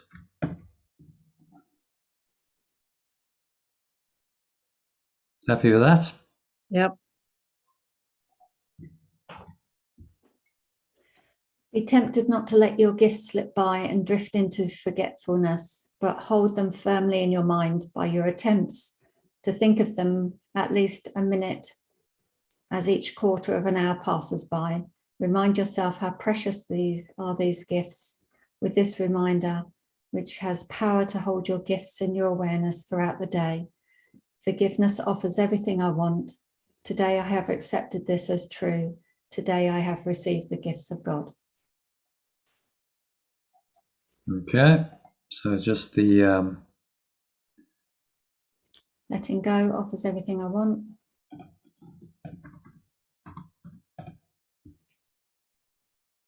And I have received the gifts of true formless awareness. when it's an of, we generally say perfect love, because otherwise you have pure formless awareness of perfect love. With two ofs makes it sound clumsy. So Okay. gift of perfect love is quite nice. Yeah, so a nice simple statement at the end, letting go offers everything I want. So he's using affirmations, isn't he? He's saying the affirmation, and just as you say this, you start to believe it more and more. And so you repeat it every hour. Just say this, and this is just mind training. It's affirmations, you're saying, to really affirm that you believe this. Okay, so well done. We've translated the lesson. Shall we do a quick meditation? We've got 15 minutes. I think I'll hop off now, if that's okay. Thank you. Okay, up to you. I'll listen to the recording and do the meditation later. Okay. Thank you very much. Okay, see you Bye, tomorrow. Sally. Bye, Sally. Okay, Sue, you up for a med? Yes. All right. So, just making yourself comfortable. Sitting your feet shoulder width apart, back straight, cup your hands in your lap. Close your eyes. Start off by taking a nice deep breath in through the nose. So breathing in, noticing how the stomach rises and the chest rises. And the subtle flow of air in through the nostrils. Clenching the sphincter muscle, locking the energy in. Drawing the energy up the spine into your heart center. Another sip of air in, drawing it all the way up into the crown of your head. Just pausing at the top of the inhale. So it's a maximal inhale breath. Just scan your mind, noticing any thoughts, any emotions, any sensations going on, particularly anything that feels at all negative, limiting, contracted, constricting in any way. Just breathe into that. Remind yourself that letting go offers everything I want. So love and peace and joy, happiness, eternal bliss will come when I simply am willing to let go of whatever the disturbance is in your mind, whatever's disturbing your peace. You can let it go. You can release it. So notice the thoughts, notice the emotions, notice any associated sensations in the body. Just breathe into all that. So breathing in spacious awareness or light. If you visualize light, you can visualize light coming in. So every pore, every cell, every muscle of your body, every part of your mind, every fiber of your being is in the light of truth. And in this light, you see truly that really you do not want to hold on to negative thoughts and emotions.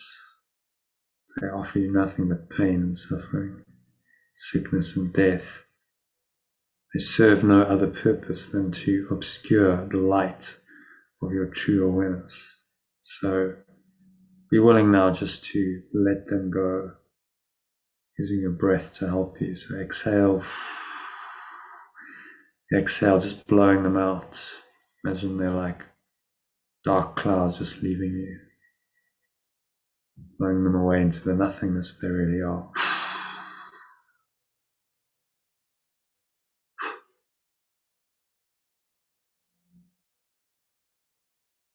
Nowhere else to go, nothing else to do, just sink into the peace that comes when you truly let go.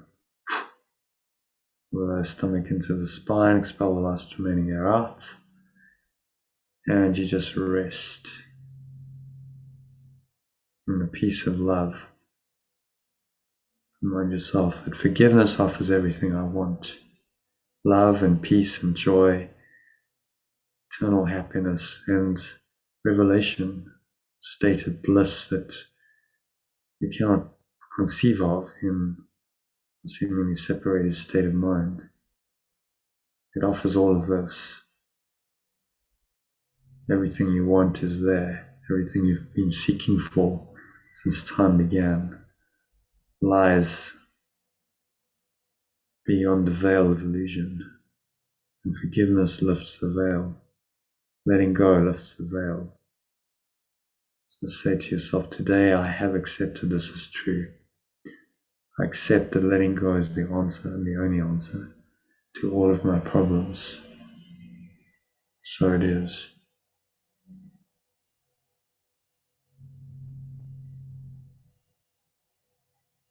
And today I have received the gifts of God, the gifts of love, pure formless awareness.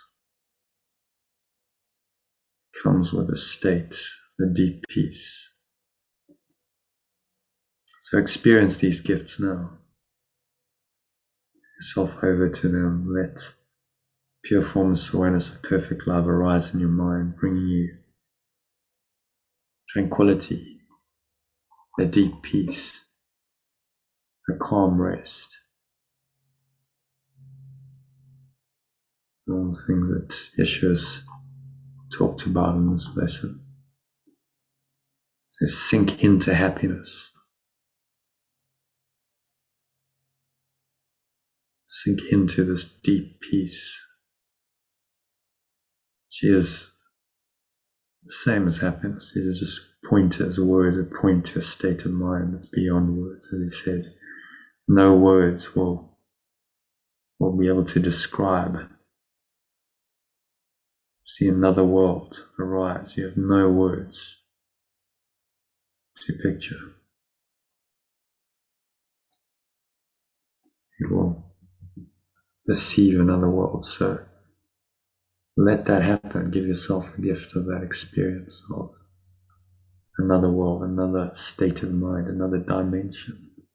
Dimension is true mind. So this is another part of your mind, the higher part of your mind that you've denied, but is available to you right now to experience deeply. So there's nowhere else to go, nothing else to do, nothing else to think about at all. Just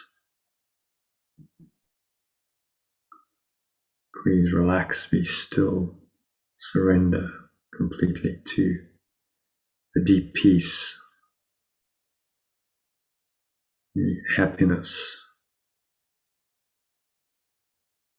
Yeshua is pointing to. Let yourself experience it for the next couple of minutes of deep silence as you just observe the breath. Just keep watching the breath flowing into the nostrils and out of the nostrils. Keeps your mind in a clear, empty, aware state to allow this peace to arise. So there's no clutter in your mind, so just focus your attention on the breath, breathing in and out through your nose, observing the sensations of the breath in the nostrils, and allow this peace to arise. Sink into happiness and peace for the next couple of minutes of deep silence.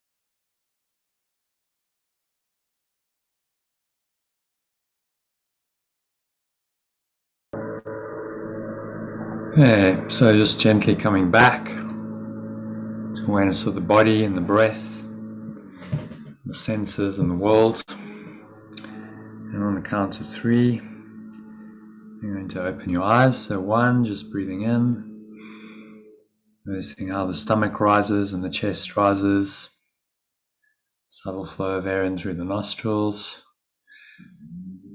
noticing any thoughts and emotions going on, anything that's at all disturbing. Just remind yourself, forgiveness offers everything I want. And so I'm willing to let this go. Letting go offers everything I want. Today I've accepted this as true and received the gifts of perfect love. So exhale, and you'll go with the breath as you're blowing it out.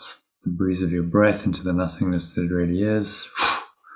Pull the lower stomach into the spine. Expel the last remaining air out. Count of 2. Notice the weight of your body.